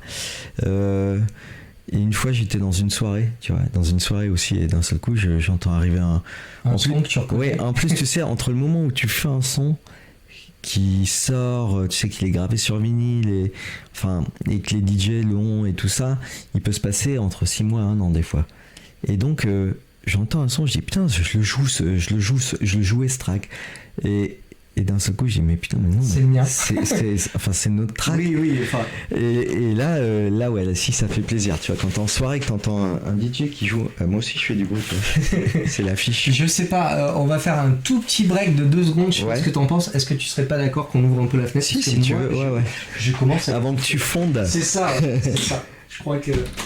Alors, faut savoir pour ceux qui viennent d'arriver et qui ne connaissent pas toute l'histoire, moi j'ai un travail la semaine et j'ai débauché à 19h pour prendre le live à 20h et effectivement là je commence à avoir un peu de chaleur. Donc on va faire entrer un peu de fraîcheur. Ouais. Et voilà, un peu de potion magique. Parce que ça fait quand même pile poil 1 heure. C'est passé vite en fait. Pour l'instant, je sais pas. Le live, il n'y a pas grand monde qui pose des questions. Je sais pas s'il y a des gens qui sont encore là. Si je peux avoir un petit nombre de personnes qui suivent ou pas sur le live parce que j'ai pas le compteur, juste pour savoir s'il y a beaucoup de monde qui est venu ou pas. Ça me permettrait de voir au fur et à mesure. Mais bon, après, on est là surtout pour ça, plaisir. Hein. Exactement. Voilà, j'espère que les gens qui sont là, en tout cas, passent un bon moment. On va continuer donc après cette petite interruption rafraîchissement. Et juste une petite précision, tu sais, par rapport à tout à l'heure, tu sais, il y en a, ils doivent pas trop comprendre, tu sais, Jeff Mills, David Guetta, parce que tu vois, il y a ces 2 branches un peu diamétralement opposées actuellement.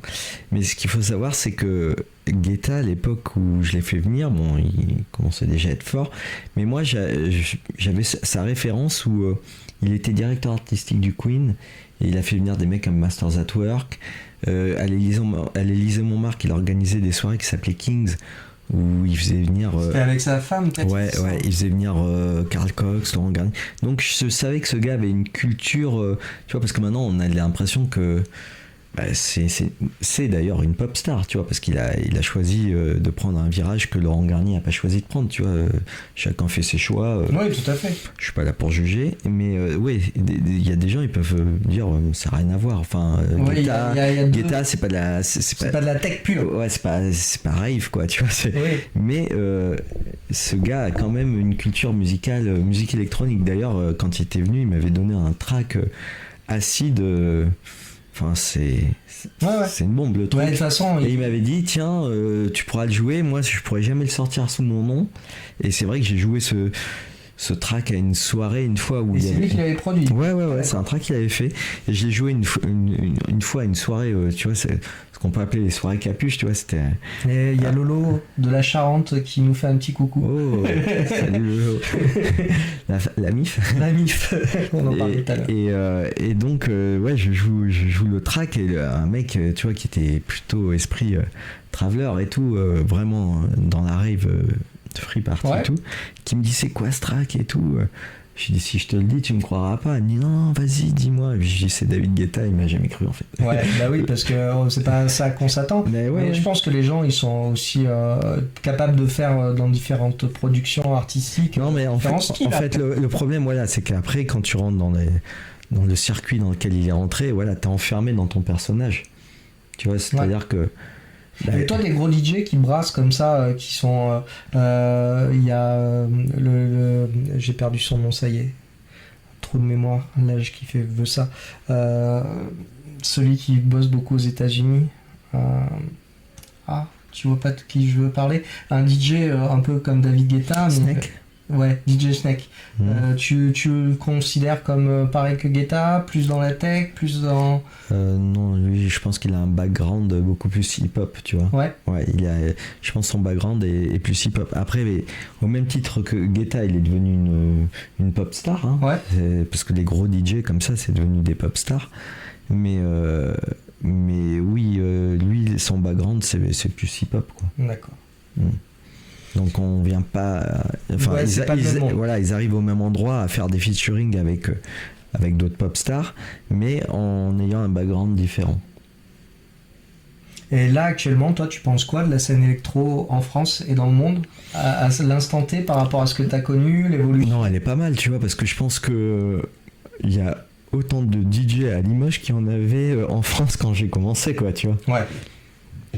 Donc oui. En parlant de DJ électro. Ouais.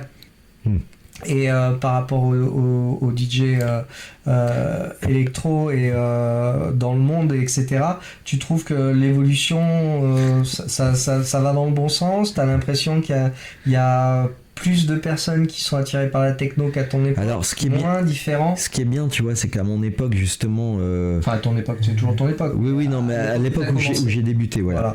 Comme je disais tout à l'heure, à l'époque au début, moi, il fallait avoir 2 platines Technics, une table de mixage, ça coûtait de l'argent. De nos jours, donc en fait, finalement... du fait de restrictions financières, tu pouvais avoir des mecs qui avaient un vrai talent, qui pouvaient pas percer, qui pouvaient pas devenir DJ, et vice versa, quelqu'un qui avait de la caille, tu vois, il pouvait distiller des sets, pas forcément qualitatifs, mais envoyer des sets. Et maintenant, ce qui est top, c'est que tout le monde peut faire DJ. Alors forcément du coup il y a des gens super bons qui sortent, mais on a aussi forcément des gens sans talent qui viennent aussi polluer le truc. Donc du coup ça donne avoir de la fame sans avoir forcément le talent. Oui, il y a ça qui a changé aussi, c'est que de nos jours c'est la fame, c'est super les DJ passent autant de temps sur les réseaux qu'à diguer du son. Ouais. Mais bon, c'est pas spécifique au DJing, ça, c'est spécifique à tout, quoi. C'est l'époque. Voilà, on est dans une époque. Comme on disait, on va pas commencer à faire les... Non, mais je critique pas, mais je te dis juste les points de différence. Donc en fait, le fait qu'il y ait plus de gens qui puissent devenir DJ, ça te met plus... tu vois, c'est comme si on te proposait vachement plus de trucs. Mais d'ailleurs, pareil pour les disques. À l'époque, tu vois, t'avais 10 bons vinyles qui sortaient dans un mois. Ouais. Et là, maintenant, t'en as 100 par jour minimum. Bon track, quoi, tu vois. Donc, mais t'en as aussi 1200 mauvais. Alors qu'à l'époque, comme à l'époque tu pressais du vinyle, tu vois, ça coûtait cher. Coûtait cher et donc bon. C'est un peu comme l'argentique ouais, numérique. C'est ça. Quand tu appuyais sur déclencher la photo, t'étais sûr de ton éclairage, de ton truc. Donc maintenant t'as beaucoup plus de choses qui te sont proposées et c'est très chronophage de faire le tri, tu vois. Ouais. Mais c'est comme ça. Hein. Il y a des présélections, on va dire, des gens qui sont justement Oui, c'est pour ça que c'est bien qu'il y ait des boîtes les boîtes de communication comme Modern Matters ou autres. Ils font de la sélection. Ils font de la sélection, ouais. T'as une présélection pour pouvoir éviter de te taper 200 000 disques dans le week-end juste pour savoir lequel est le meilleur. C'est ça. Et il y a des magazines, à l'époque il y avait des magazines techno et tout ça, vous savez plus... En papier il doit rester Tsugi, quoi. D'accord. Vois. Mais sinon, c'est comme tout, ça devient tout en digital maintenant. Donc là, on a commencé à faire quand même... Est-ce qu'il y a des choses sur ton historique, ton passage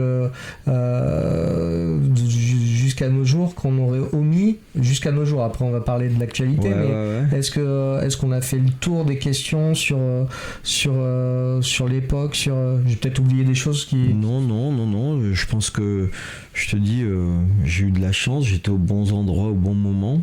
Après, la chance, ça se provoque aussi, mais il y a aussi, il y a quand même... la chance, ça peut marcher pour un coup d'éclat, mais moi, ce que je tiens à signaler quand même, c'est le côté, t'as perduré et t'as su te renouveler. D'ailleurs, tu le tiens à quoi, ça? Comment t'as fait pour te renouveler? Je suppose que le David qui avait 17-18 ans, qui commençait à toucher une platine, et le David qui en a, on dira pas l'âge, aujourd'hui, il y a quand même un delta qui fait... comment t'as fait pour réussir à rester, à faire que... Moi, je me rappelle, quand t'as commencé à percer sur Limoges, il y avait des gens qui étaient durs, qui disaient on le voit partout, il durera pas. Oui, forcément, mais tu sais, j'avais un patron de club, Gilbert, celui qui avait les deux mondes, il disait, parce que c'était un club aussi qui était critiqué, mais lui, il a toujours dit qu'on en parle en bien ou en mal, mais pourvu qu'on en parle, tu vois. C'est pas faux. Donc en fait, le jour où t'auras personne qui te critiquera, parce que t'as quand même, à côté de ça, t'as des gens qui disent cassent, du bien. de toute façon. Et t'as des gens qui disent du bien de toi aussi, donc c'est le jeu. Mais ce que je veux dire, c'est que le jour où personne parle de toi, ça veut dire que tu crées l'indifférence, et là, c'est le moment d'arrêter, Mais ce qui a fait que j'ai perduré, je pense, c'est que je suis pas nostalgique et je suis curieux, je suis méga curieux de, tu vois, là, ce qui m'intéresse, c'est ce qui va se passer plus tard. Là, j'essaye de m'intéresser à l'IA, même si c'est pas évident, tu vois, parce que c'est tellement abstrait, c'est tellement fou ce truc. T'as vu, moi j'ai essayé de faire le petit générique parce que l'IA elle a quand même un gros avantage, c'est que moi je commence, donc j'ai pas de personne pour faire mes vignettes, j'ai pas de personne pour faire mes titres, j'ai pas de personne pour faire la mise en page, j'ai pas de personne. Non, mais c'est bien, l'IA elle m'aide, et pour le générique, moi je voulais quand même avoir un générique sur le thème de Limoges, sur le thème de mon émission, et moi c'est Sumo AI qui m'a aidé. Après j'ai utilisé pour l'animation d'autres logiciels d'IA, et j'adorerais avoir les moyens de me payer un graphiste, de pouvoir me payer des artistes locaux pour faire la musique, mais je pense que même si j'avais voulu faire la même chose avec des artistes locaux, ça aurait pris je vais faire une après-midi le morceau. C'est top. Mais après moi, tu vois, l'IA par contre je veux m'en servir, mais pour être mon commis, tu vois, c'est-à-dire avoir des robots entre guillemets qui pour faire les trucs qui sont chronophages et pas intéressantes, mais pas pour composer, tu vois, parce que composer justement c'est ce qui te permet de t'exprimer artistiquement. Donc si tu fais faire par du coup tu te prives de quelque chose qui fait plaisir, tu vois.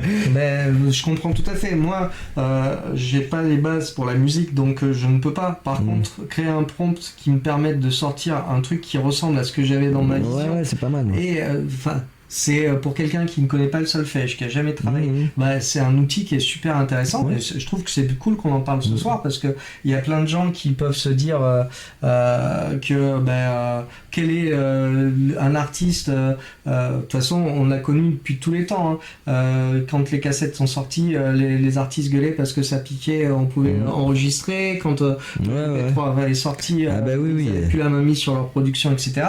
Bon, je pense qu'on peut pas lutter contre le temps, et il vaut mieux savoir s'en servir aujourd'hui que d'avoir coupé le wagon de demain. Après là, tu vois, j'ai juste un petit scepticisme, parce que tu sais, il y a eu l'arrivée des platines CD là et tout ça, numérique avec les clés et tout. Je dis aux DJ, s'il y en a qui nous écoutent, les gars mettaient du FLAC ou du AIF ou du Wave. Mais, la qualité, tu vois. Ouais, mais alors là, tu es pointu parce que je suis pas sûr que tout le monde me connaisse, mais je connais les formats, tu vois, c'est la bande passante. Oui, ouais, parce que sinon, s'ils nous mettent du MP3 ou du MP3, en fait, si tu veux, le FLAC, c'est du MP3, mais à 900 et quelques, tu vois. Mais t'es pas du 128. Ouais. Mais nos oreilles vont saigner. Donc ça, c'est pour ça, pour les petits jeunes. Voilà, pour ça c'est important. D'ailleurs là, je suis un petit peu inquiet parce qu'on a la nouvelle, il y a une nouvelle platine, tu vois, qui vient de sortir là. Technics. Non, une nouvelle. Alors c'est pas Pioneer maintenant, c'est Alpha Beta ou un truc comme ça. Ils ont changé de marque. Ouais, c'est la maison mère, tu vois, qui gère tout ça. Et donc là, ils ont sorti la nouvelle CDJ et elle sera connecté pour pouvoir faire du stream, quoi, en fait. Et je suis un petit peu inquiet par rapport à ce qu'on risque d'écouter en qualité sonore selon les bandes passantes, tu vois, des clubs où tu vas jouer. Puis même, la bande passante sera forcément moins bonne que si tu joues un Wave sur ta clé. Moi, je trouve que c'est cool d'aller dans le progrès, mais il faut pas perdre la qualité. Ah ouais. Non, mais ça c'est ça. Là, j'ai un petit peu peur. Donc j'attends de voir. Tu vois, là, c'est juste un petit bémol que je mets en attendant de l'avoir testé. Je pense qu'on la testera sans tarder, mais ça me fait un petit peu peur ce truc, quoi. Donc maintenant, je voulais parler de ton futur et tes projets à venir. Quels sont tes projets actuels à venir? Production, soirée, collab. Qu'est-ce que tu t'en es où? Qu'est-ce qui se passe? Alors là on a 2 EP de près avec Kevin. Donc là alors les EP, pour ceux qui nous suivent toujours, je pense que c'est des gens qui aiment parler de technique et de pointu. Je pense que ceux qui aiment pas trop la musique ont peut-être lâché au bout d'un moment parce que on est allé dans des petits un peu niche. Un peu niche. Désolé. Mais c'est intéressant. Alors moi, le but de mon émission, c'est justement de recevoir des personnes qui maîtrisent leur sujet pour essayer de le vulgariser et puis d'avoir ça sera pas tous les jours un DJ, ça sera donc voilà, c'est le but, c'est d'aller en profondeur dans le sujet. Si c'est juste pour les fleurer, on n'a pas besoin de faire ça, on peut faire un truc en 10 minutes et voilà, donc le but c'était d'aller profond, mais un EP c'est un peu le 45 tours de l'époque, c'est-à-dire c'est un morceau enfin il y a deux titres, c'est quoi? Alors oui, ça peut être 2, mais nous souvent c'est 4 d'accord, 4 tracks. Ouais, 4 tracks.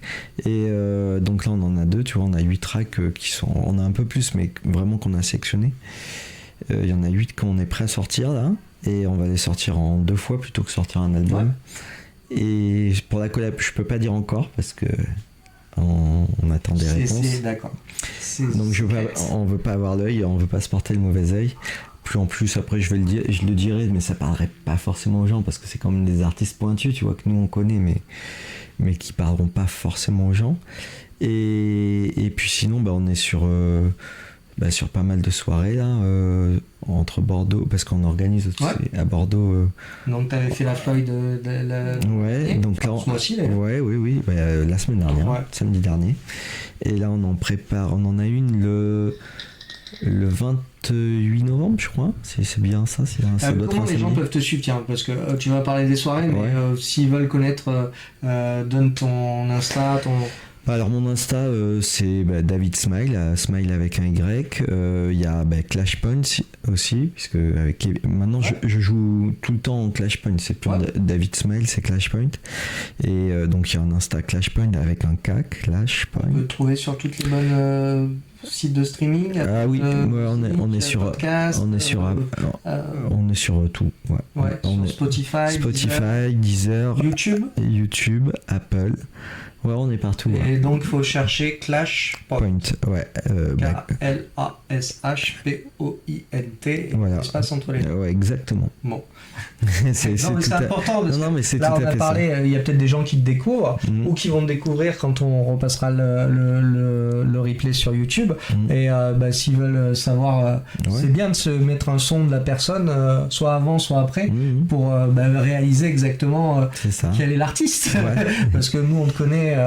Certains de ceux qui écoutent ce soir connaissent David Smile parce que ça a une résonance sur Limoges, mais il y a peut-être des gens qui ne le connaissent pas, et ça, c'est justement bien de pouvoir. Donc ça, c'est l'EP, c'est la production. La collab, pour l'instant, on n'en parle pas. Pour une prochaine annonce. Et donc l'événementiel, grosse soirée, ce que tu nous as montré. Ouais, ça, c'est D'ailleurs, j'ai vu dans le chat qu'il y en a qui ont aperçu des t-shirts de la U-Ton. Et qui demandent où est-ce qu'ils peuvent s'en procurer. Ouais. En fait, on va voir, parce qu'on a eu beaucoup de demandes sur ces t-shirts, alors qu'on va pas se mentir, au départ c'est un tirage ultra limité pour le staff. T'en as un ou pas là? Non, là j'ai pas de t-shirt. T'as le top bag, c'est le même. Ouais. C'est le même non, c'est pas le même graphisme. Je l'ai vu, le t-shirt. C'est celui qu'avait ton fils. Ouais, avec la tête, ouais. Non, on a fait des petites tote bags un peu plus soft, tu vois. Mais le t-shirt, c'est dommage. T'aurais dû venir avec. Ouais, c'est vrai. T'aurais dû le porter. Mais on fera une série de t-shirts. Là sur celle-là, sur cette date-là qui aura lieu le samedi 25 octobre au CCM John Lennon, il y aura des tote bags et il y aura aussi on a les porte-clés. Ouais, attends. Je dois avoir ça après c'est le merch, mais ouais, on aura parce que comme ils demandent du merch, on leur fait voir le merch. Ouais. Donc il y a les petits porte-clés U-Tone, voilà, tout simple. Bon. Donc il y aura ça en merch. Si on ne va pas à la soirée, on peut se le procurer. Il y a une boutique en ligne. Non, parce que l'intérêt c'est que les gens qui l'ont, c'est déjà c'est que les gens viennent. Et puis... Donc le gars est pas du tout mercantique. Moi j'aurais fait ça en gros, avec une petite boutique. Pour me dire ceux qui viennent pas, ils peuvent quand même acheter. Non, parce qu'en fait, moi ça me fait. Ça me fait plaisir. Voilà, c'est un souvenir. Et puis au moins quand je croise, ils y étaient. Voilà, je me croise quelqu'un dans la rue qui a le tote bag ou le porte-clés. C'est là où il est fort, c'est qu'il réfléchit pas au financier tout de suite. Il crée ta idée. C'est ça. Oui. Moi, de toute façon, c'est mon truc, la DA. J'adore la DA. Tu vois, quand on a lancé les soirées U-Tone, en 2-2, j'avais toute la DA de la soirée dans la tête. Tu vois, il faut que ce soit vraiment un tout et que tout soit en phase. Tu vois, que ce soit pas un peu éparse. Tu vois, comme dans la déco chez toi ou autre. Tu vois. T'essayes d'avoir une DA ou autre. Tiens, d'ailleurs, qu'est-ce que tu en penses de la DA de que ce soit. Il faut pas que je bouge les bras. Chaque fois que je bouge les bras, ça fait bouger la cam. Je reviens sur nous. Elle t'aime pas, elle n'aime pas ta caméra. Quand je fais des mouvements comme ça, j'ai laissé le suivi de tracking et ça merde. Oui, donc je te disais par rapport à la DA, que ce soit ce que tu as vu sur Facebook, les productions de notre petite interview, toi qui as l'habitude, qui est un gestionnaire, tu aurais fait ça différemment et t'as le droit, enfin là c'est justement pour le conseil du pro. Je sais pas, après moi j'ai tendance à cadrer très serré mes DA, t'as vu les U-Tone ou autres, je cadre très serré, donc peut-être j'aurais mis un fond très très marqué, tu vois, histoire que quand tu vois par exemple U-Tone, t'as vu les couleurs, c'est fluo, tu scrolles, ça même tu vois, moi j'ai le pouce rapide parce que je suis obligé d'aller vite quand je fais des trucs et je scrolle, je vois passer comme un flash et clac, je me dis hop. Si vous voyez des prochaines productions avec du fluo, c'est que j'aurais suivi le conseil. Non, mais tu vois, j'essaie d'avoir un truc très très marqué parce que c'est ce qui est percutant et ce qui fait que la rétine. Mais sinon, la DA, elle est quand même. C'est la première émission. Oui, c'est jour 1. Moi, c'est toi quand tu bouges. Je peux vous dire, siège confort de qualité. Donc, regarde, ça fait 1h30.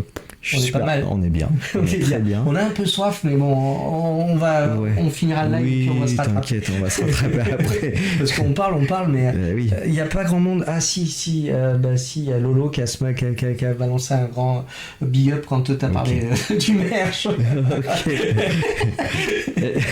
Non, pourtant il est pas mercantile. Non, mais c'est que c'était son idée. Ça faisait un petit moment qui me tannait l'équipe. Parce qu'en fait, il n'y a pas que moi, tu vois, la U-Tone, je m'occupe de l'ADA, mais on est toute une équipe, hein. Tu peux jamais tout faire tout seul, donc U-Tone 25 octobre. Ouais, samedi 25 octobre au CCM John Lennon. Je t'ai coupé, redis-le.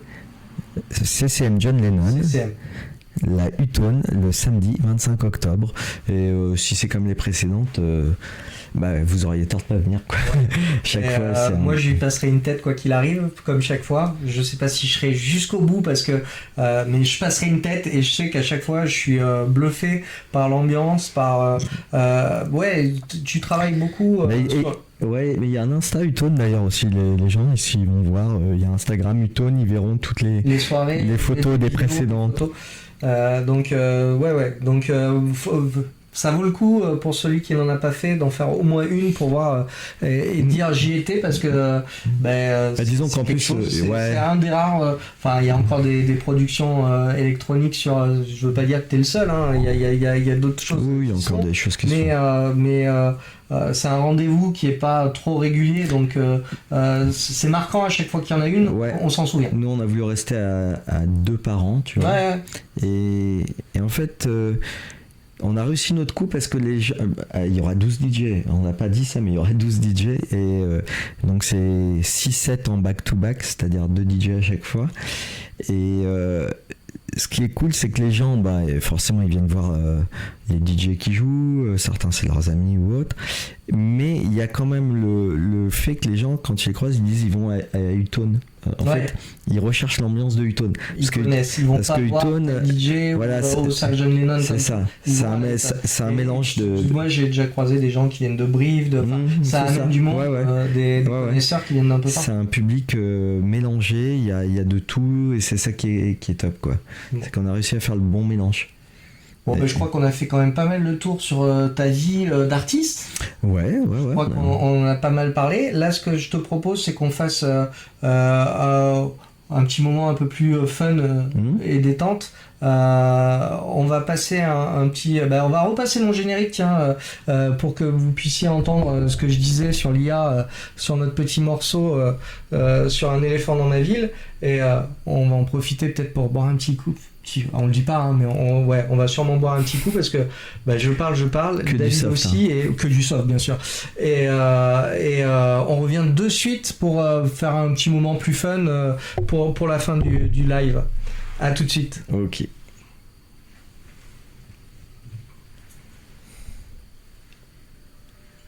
Il y en a qui me mettent prochain live prévu le ventilo, mais j'étais pas sûr du son. On se retrouve tout de suite. J'avais peur que le ventilo dans les micros ça fasse un peu, mais c'est vrai. À toutes.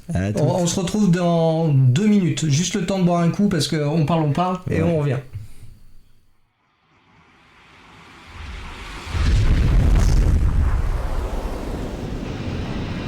Éléphant qui traverse la ville dans Limoges où tout est si tranquille.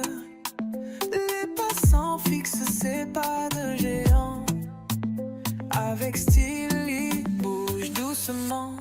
Au pachyderme danse sous les lampadaires. Limoges s'éclaire d'une vibe légendaire. Porcelaine éclatant sous le clair de lune. L'éléphant groove comme un roi qui s'allume.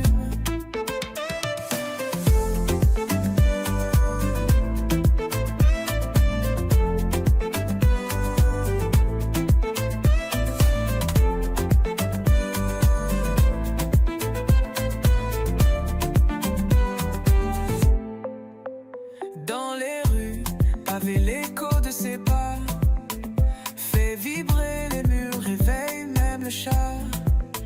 Les vitrines reflètent sa prestance royale. Un défilé vivant sur une route ancestrale. Au pachyderme danse sous les lampadaires. Limoges s'éclaire d'une vibe légendaire. Porcelaine éclatante sous le clair de lune. L'éléphant groove comme un roi qui s'allume.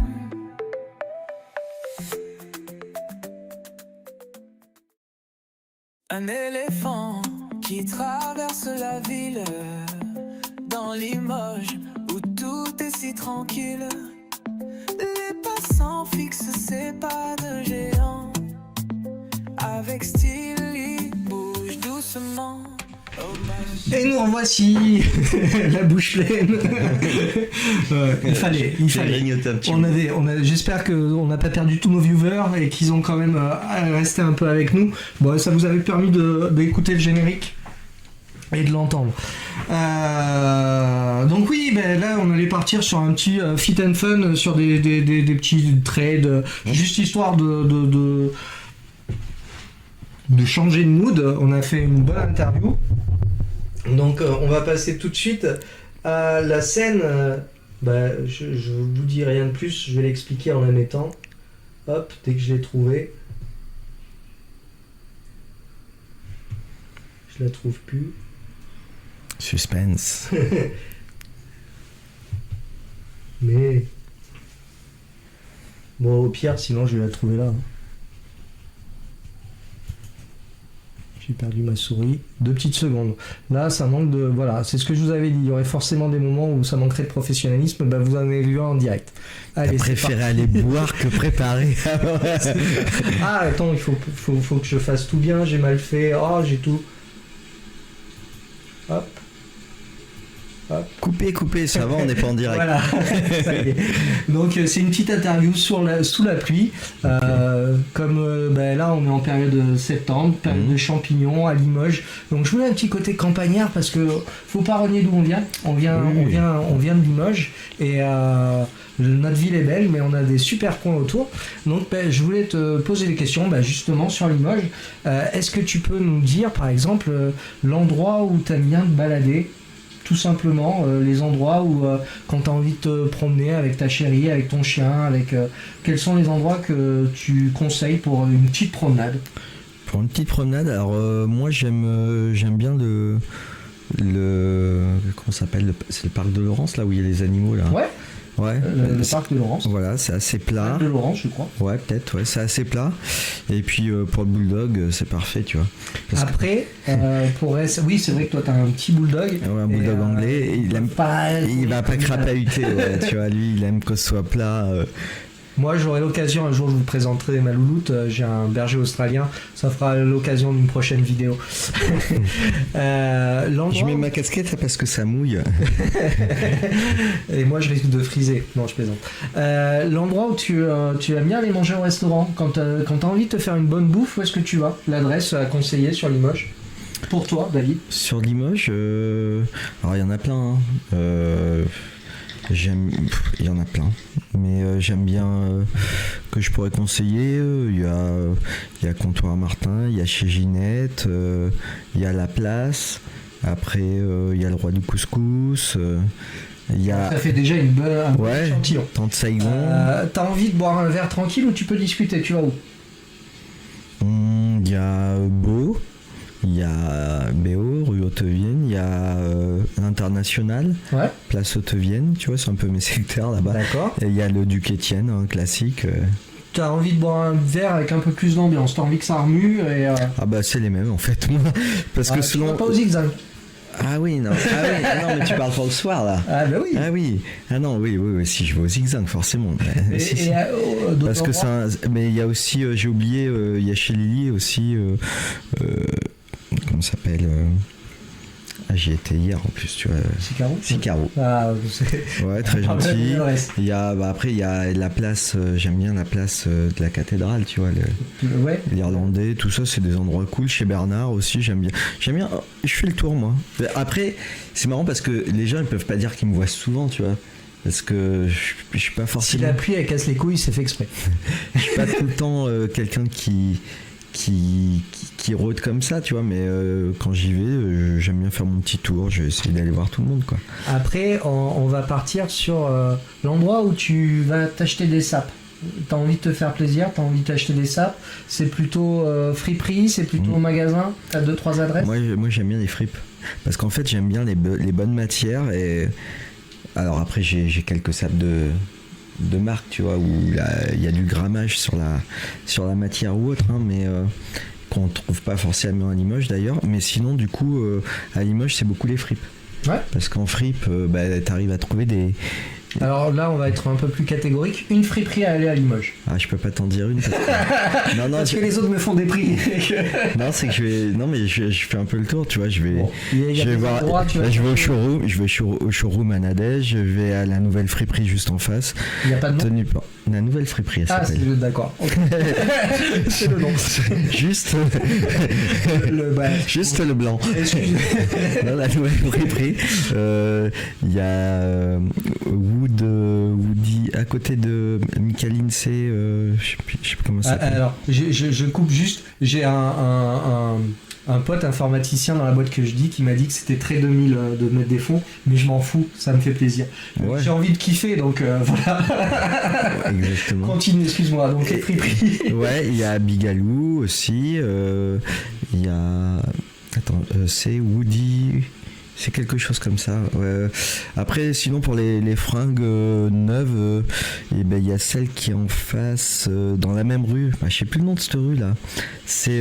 Moi, j'y vais pas. C'est entre. Il y a la Micaline, rue Jean Jaurès. Là, il y a une rue qui redescend vers la place de la République. Et là, donc, il y a une friperie à gauche. Et il y a. Ceux qui sont dans le. Et il y a un shop à droite. Ceux qui sont dans le chat, s'ils peuvent aider. Il y a un shop Je à sais droite pas. où la Selecta est plutôt bonne aussi. Et sinon, moi, j'aime bien le côté un peu skate Tout à l'heure, tu shop, me parlais des petit cafés, plateau. tu as oublié la fabrique. Tu m'as dit Ah que si, t'avais parlé. la fabrique de café, ouais. Si, pour être posé tout à l'heure, tu vois, pour chiller, la petite terrasse. Parce qu'en fait, il y a plein de gens qui ne doivent pas savoir que la fabrique du café, comme tu vois, ça donne sur la place d'Aisne. Mais en fait, derrière, il y a une petite terrasse qui est très cool pour chiller. Donc ça, Donc, c'est les petits endroits. et puis, si- J'avais envie d'en parler. ouais, Petits endroits voilà, sympas. c'est ça. Et puis, les gens qui aiment le bon café, Et bah, puis ceux qui nous c'est un écoutent qui barista. sont de Limoges, et puis ça peut être aussi des bons plans Ouais. pour des gens qui viennent d'autres villes, Ah bah carrément. pour qu'ils aient les bonnes adresses. Donc Mm. j'avais envie qu'on parle dans mon podcast de Limoges parce que Mm. c'est vraiment important, et donc ça fait partie des choses. Toi, tu as une passion pour les sneakers, les chaussures. Ouais. Mm. Donc quand tu as envie d'acheter les chaussures, à part sur internet, tu as 2-3 adresses à Limoges ou pas du tout? Alors c'est un peu compliqué parce que ouais, moi les sneakers que j'ai, c'est souvent des Des excuses, Des- et tu ouais. peux les choper que sur internet. Mais quand tu veux quelque chose de plus pratique, est-ce que tu vas, je sais pas, du Foot Locker ou d'autres? Oui, bah on a Foot Locker, on a l'autre, comment c'est pas Snipe, c'est ah bon, je Ouais, sais plus, donc, j'ai perdu le nom, mais il y en a un autre, il y en a un rue du Consulat, un rue T'as du disparu. Clocher. Ah, non, coucou. c'est bon. T'as disparu. Inondé par la T'étais pluie. fondu dans la- Il y a aussi, ouais, il y a Vermetal qui a des paires aussi. Il y a quoi d'autre ouais, enfin bon, il y en a pas mal pour Alors, pour tu tout ce nous qui as est dit que GR, t'avais pour les 12 modèles GR, ouais. Pardon, je te coupe. Excuse-moi, c'est mon défaut. Non, mais vas-y. Tu nous as dit que tu avais 12 artistes qui venaient à ta soirée, mais en dehors des artistes qui sont programmés, si tu avais, alors pas forcément techno, hein, mais est-ce que tu as un artiste sur Limoges que tu te dis validé, que tu as envie de promouvoir, qui est pas, où il n'y a pas forcément, tu vois, parce que tes DJ et tes potes qui seront à la soirée, tu veux dire, tu as commencé à égrener ou tu n'as pas commencé à dire? Non, mais on a affiché le line-up, puisqu'en fait les affiches sont sorties, il y a déjà des affiches d'ailleurs. Ah, On fera ça tout à l'heure. je te ferai tout à l'heure. Ouais, non, il y a... oui, il y en a toujours des artistes que j'aime bien à Limoges. Après... ils arrivent à tourner sans moi, il y en a certains, Oui, mais tu vois, c'est pas mon suis style. persuadé, mais est-ce qu'il y en a un que tu as envie ou un qui ou pas, t'as le droit de dire pas. Non, si, il y en a, mais il y a quoi? Il y a Farlo en hip-hop qui essaye de Farlo? Ouais, il y a Farlo. Il y a Avenue, bien sûr, mais c'est des potes, tu vois. donc D'accord, ça va non, mais pas. c'est important. C'était juste pour. Et après, il y a des groupes de rock qui tournent bien à Limoges, mais bon, sans moi. Pas, quoi. oui, c'est pas Ouais. ton. C'est pas mon registre. C'est pas ton Mais il y a des très bons groupes de rock à Limoges. Hein. Il y en a qui On a fait les bars. Toi, Ouais. t'es plutôt pour aller te baigner. Saint-Hilaire-les-Places, Saint-Pardoux. L'autre, C'est Vassivière, l'autre. Vassivière, c'est en Creuse, ça, non? Je sais pas, mais il faut pas être frileux. Ouais. Non, mais il y en avait un autre où on allait avant.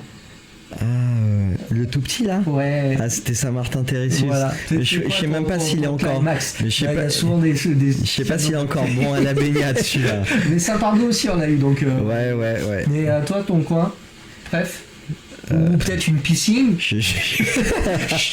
On n'a pas de piscine. Donc, on donnera pas l'adresse. Non mais cette année. Il n'y a pas lui. Ouais, non mais c'est pour ça, c'était une private joke. Ouais. Non, après, c'est pour ça, c'est parce que je sais qu'il va regarder et il rigolera en regardant ça. Non, après, je suis peut-être plus piscine que plan d'eau, mais en plan d'eau, je dirais Saint-Pardoux, mais pas forcément la plage Tassantrope, quoi, tu vois. L'endroit où... Mais je veux pas trop le dire parce qu'après, il y aura trop de monde. Ouais. L'endroit où t'es sûr d'être à Limoges. Ou quand t'es devant cet endroit ou dans cet endroit, tu dis, bah, ça c'est Limoges. Tu le trouves nulle part ailleurs. Ouais, je pourrais dire... Ah, il y a quand même le Duc Étienne, c'est quand même un des plus... Une institution. Ouais, c'est un des plus vieux bars de Limoges, quoi. Moi j'aurais dit le petit J, tu vois. Chacun... Pareil, c'est un des plus vieux bars de Limoges, mais je me demande si le Duc était pas là avant. Et si on parle d'un lieu plus emblématique, plus monumental, sans parler des bars, tu vois. Ouais. Tu penses à quoi? Place de la Rep, gare de Limoges, Moi, mairie. Alors, j'ai jamais été très place de la Rep. Ouais. Place de Nid du Sou. Je préfère peut-être la place de Nid du Sou, ouais. Mais sinon, oui, la gare de Limoges, forcément. C'est ouais, c'est le plus emblématique. Hein, bon, alors vraiment. Enfin, parce que la mairie de Limoges, j'ai vu dans d'autres villes des mairies assez semblables. Châtelet-Léal. Ouais, déjà, voilà. La mairie de Paris, c'est la même, un peu plus grand. Bah écoute, on va changer de scène encore une fois. Oui, on est Y2K, année 2000, on change de fond. C'est ça. J'ai perdu ma souris, mais ça va pas durer longtemps. Hop. Attention, t'es prêt? Allez. Waouh. Hello. Donc, David Smile, est-ce que tu as déjà fait une autopsie? Non, 2 mois. non, j'ai jamais fait d'autopsie, non. Est-ce que tu as déjà fréquenté les clubs échangistes? Non plus. J'aurais pu, hein, mais non. On m'a proposé, mais non. Est-ce que tu as tué ta petite copine? Non. Eh ben, c'est pour ça que ce soir, t'es dans Limoges et pas dans Légende. Ok. On passe à la scène suivante. Donc là, on est... Ah oui, il y a... Calmez-vous, gars. Je voulais que tu nous racontes une anecdote par rapport à Halloween. Est-ce que tu as vécu un Halloween marquant? J'ai fait des belles soirées d'Halloween, ouais. Alors déjà, Limoges, ce qu'il faut savoir, c'est que Limoges était un haut lieu d'Halloween. C'est-à-dire que Limoges fêtait Halloween quand personne fêtait Halloween. C'est vrai. Ça se faisait quartier de la cathédrale. Il y avait la galerie La Sreilly, là, juste à côté de l'Irlandais, là.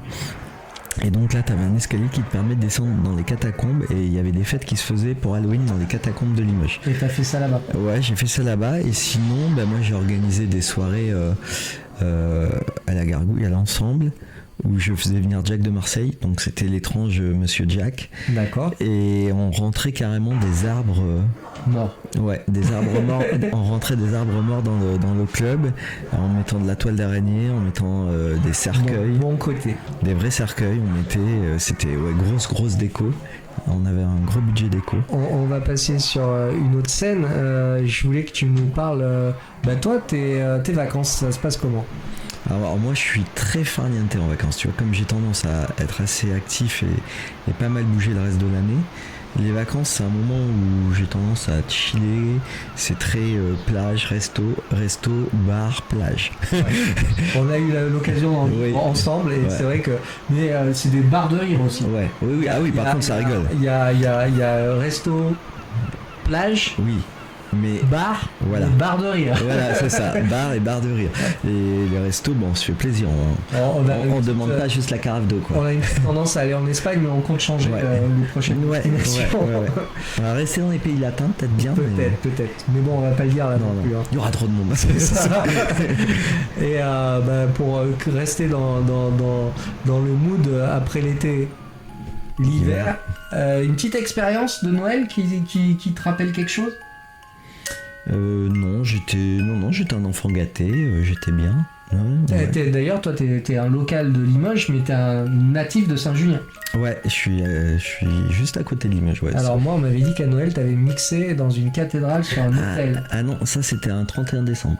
Ah merde, ça marche pas. Ah oui. Ah bah si, ça marche. Ça marche, c'est l'hiver. Hein. Ça marche. C'est l'hiver. Raconte-nous cette expérience. Ouais, ça peut être, c'était à l'époque, comme je t'ai dit en début de live, les dates, c'était une grosse fête le 31. C'était pas, tu sais, maintenant c'est vraiment devenu un truc entre potes, mais c'est rarement des grosses soirées impersonnelles. Donc à l'époque, c'était l'époque des grosses soirées et on m'avait convié à jouer dans une abbaye à côté de Bordeaux. Et les platines étaient sur l'hôtel et j'étais en train de mixer au moment du changement d'heure, du changement d'année, pardon. Ouais, le changement d'heure ça marche, mais il y avait l'année en plus. C'était l'année en plus et c'était vraiment un super souvenir parce que c'était Faya quoi, la soirée, c'était grosse ambiance. Bon, bah là tu vois il est 21h42, on a quand même bien discuté. Je sais pas si t'as des choses que j'aurais oublié de te faire dire. Alors attends, on va changer de scène pour te remettre en grand et en classique. Non, c'est pas la bonne. Ah oui, mais si, c'est juste qu'il faut que j'enlève ça. Hop. Voilà, nous revoilà de retour. Tu étais parti pour montrer une affiche. Ah oui, on a l'affiche de la Hutone. Et tout à l'heure avec le feuillage, on la voyait pas.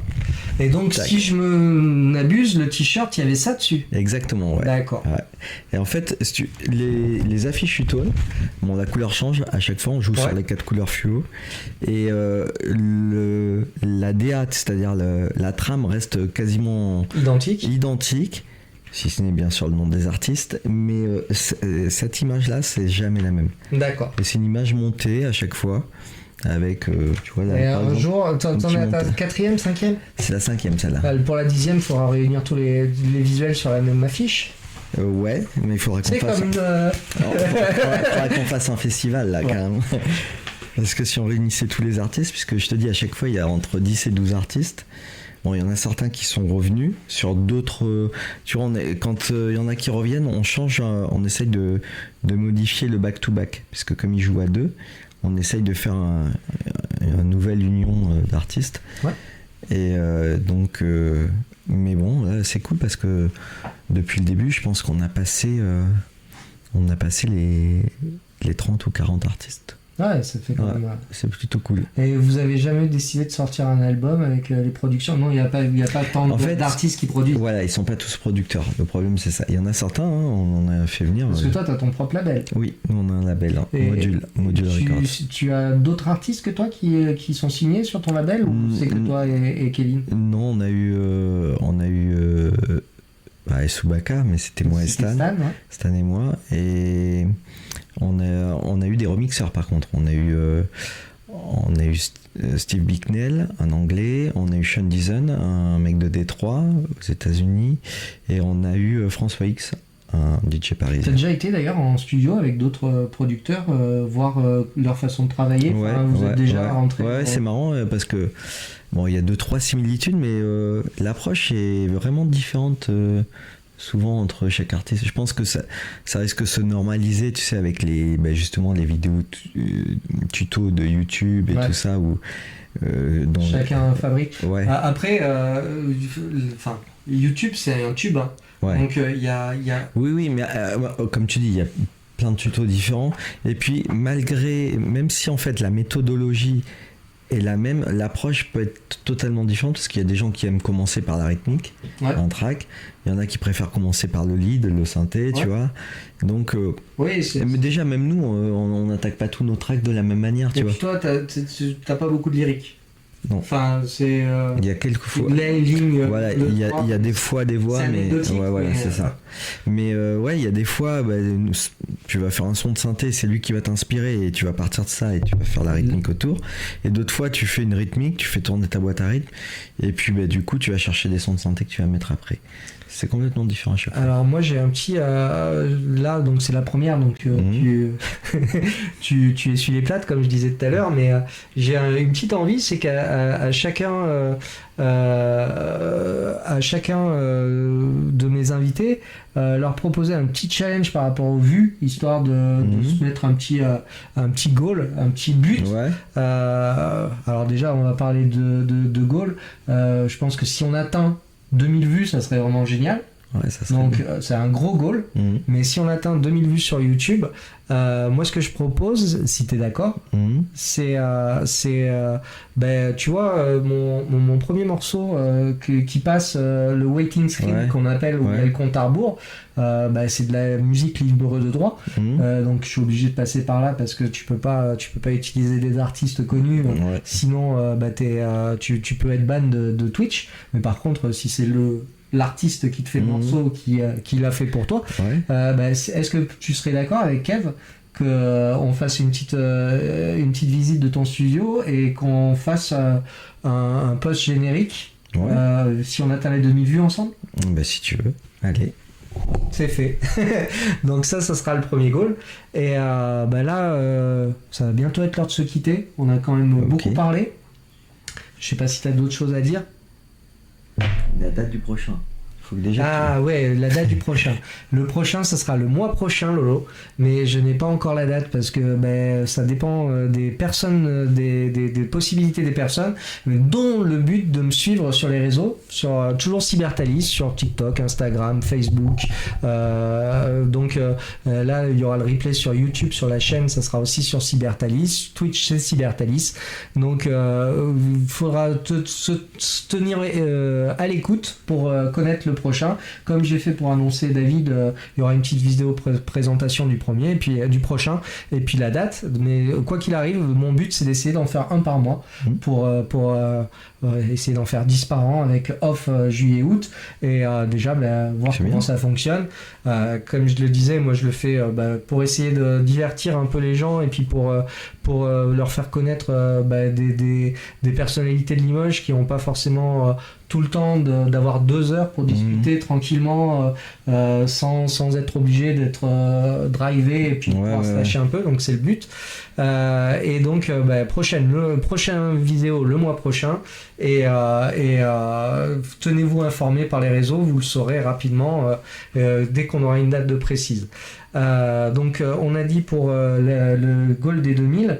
Là moi je compte sur les viewers pour me dire dans les commentaires YouTube ou sur le chat s'ils voient des personnes qu'ils ont envie d'inviter, qui voudraient que j'invite dans mon émission parce qu'ils savent qu'ils ont des choses intéressantes à dire et qu'ils trouveraient que ça serait cool de pouvoir les présenter. Donc n'hésitez pas, même si vous n'avez pas le moyen de mettre de commentaires dans Twitch parce que vous le regardez sur YouTube et que ça vous embête d'écrire sur YouTube, n'hésitez pas à me DM sur Instagram pour me dire des propositions. Et puis je crois qu'on va souhaiter une bonne soirée aux gens. On les remercie, ceux qui ont pris le temps de nous écouter. Oui, merci à vous. David, merci à toi d'avoir été le premier. De rien, c'est avec plaisir, c'est normal. C'est énorme parce que invité, quand même une personnalité qui a un vécu et puis qui a quand même une grosse communauté derrière, donc c'est super sympa d'avoir joué le jeu et d'avoir pris le risque de venir dans une émission qui n'est pas connue pour le moment. C'est normal. Ceux qui suivent le DCU, je leur conseille, alors Marvel, je leur conseille d'attendre un peu parce qu'il y aura peut-être un petit cliffhanger après le générique, donc je vous dis peut-être à tout à l'heure. Allez, merci à tous d'avoir pris le temps. N'hésitez pas encore. Je vais revenir sur le premier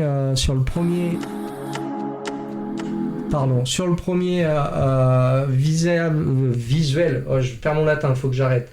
Sur le premier visuel, pour vous rappeler ceux qui sont sur YouTube de s'abonner, de mettre la petite cloche pour être prévenu des prochains lives, le petit pouce bleu qui donne de la force, et puis tous ceux qui ont été sur Twitch, n'hésitez pas à me suivre parce que ça me permettra de voir quand il y a un nouveau live. Et puis j'espère que vous avez apprécié ce format directement sur internet en direct, avec la possibilité de partager et d'échanger avec l'artiste. Là pour l'instant il y a une petite communauté, donc il n'y avait pas beaucoup d'échanges, mais ça viendra, et puis on aura l'occasion peut-être de te réinviter dans un futur on attend le nom de la collab quand même, donc qui sait, on en parlera peut-être au passé quand tu reviendras, mais il y aura peut-être des choses à raconter. En tout cas, j'oublierai pas que tu as été le premier, donc ça m'étonnerait que ce soit la dernière fois qu'on te voit. En tout cas, il y aura d'autres occasions pour écoutez, ça. Les prochains, je vous dis, on est bien accueillis. Justement, je te laisse réfléchir à toi, si tu voyais quelqu'un qui pourrait être bien dans cette place-là et que ça serait intéressant d'interviewer. Donc, je vous laisse là-dessus, je mets le générique, et puis ceux qui ont compris, ils resteront un petit peu en attente. Alors, j'ai tout perdu. Non. Si, mais j'ai perdu ma souris. Hop, voilà ma souris. C'était pas comme ça que je voulais que la fin se passe. Je reviens. Hop, on met le petit générique d'outro.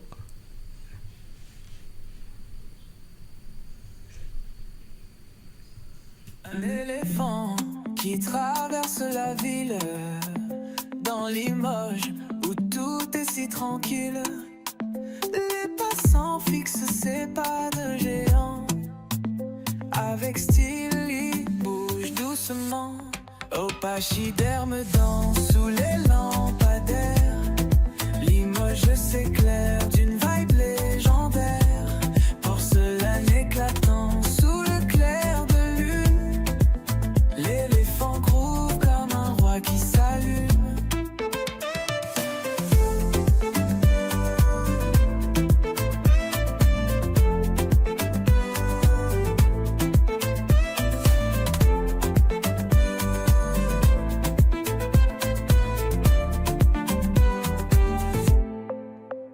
Dans les rues, pavé l'écho de ses pas fait vibrer les murs. Hey, nous revoilà.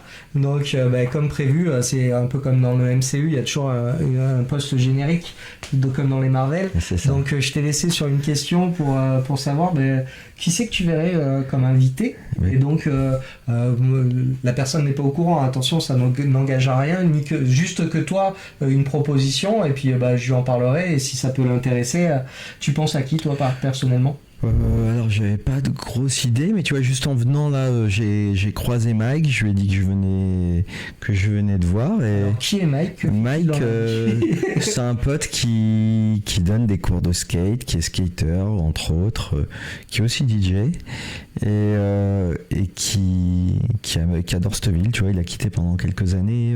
Et il est revenu. Ouais, donc tu vois. Il aura son point de vue sur. Il pourra comparer entre Dubaï. Il a vécu à Dubaï, tu vois. Donc. Si tu écoutes cette vidéo sur Twitch ou sur YouTube et que t'es intéressé, envoie-moi un DM. Ça sera pas forcément le prochain parce que j'ai déjà programmé qui serait le prochain. Pour l'instant, je vous en fais la surprise. Mais en tout cas, peut-être un jour prochain. Ouais, tu vois, tu me demandes. J'ai pensé comme ça parce que j'ai croisé avant de venir. On en a parlé. Je lui ai dit je venais de voir. C'est super. Merci encore pour pour ton temps et tout ce que c'était avec plaisir et de la force. La force, de toute façon, un éléphant c'est fort. Donc, voilà, et nous on se retrouve d'ici un mois. Tu sais que c'est mon animal totem. Je sais. Mais moi c'était par rapport au jeu de mots, mais j'adore l'éléphant. Mais c'était un magasin de porcelaine, Limoges, capitale de la porcelaine, un éléphant dans ma ville, un éléphant dans le magasin. Mais ça, ceux qui ont suivi depuis le début sont au courant. Et ce coup-ci, c'est le vrai générique. Salut. On vous dit merci à tous. Merci Bye. pour avoir pris du temps à nous suivre et bonne soirée à tous et à très vite. Ciao. Un éléphant qui traverse la ville, dans Limoges où tout est si tranquille. Les passants fixent ses pas de géant.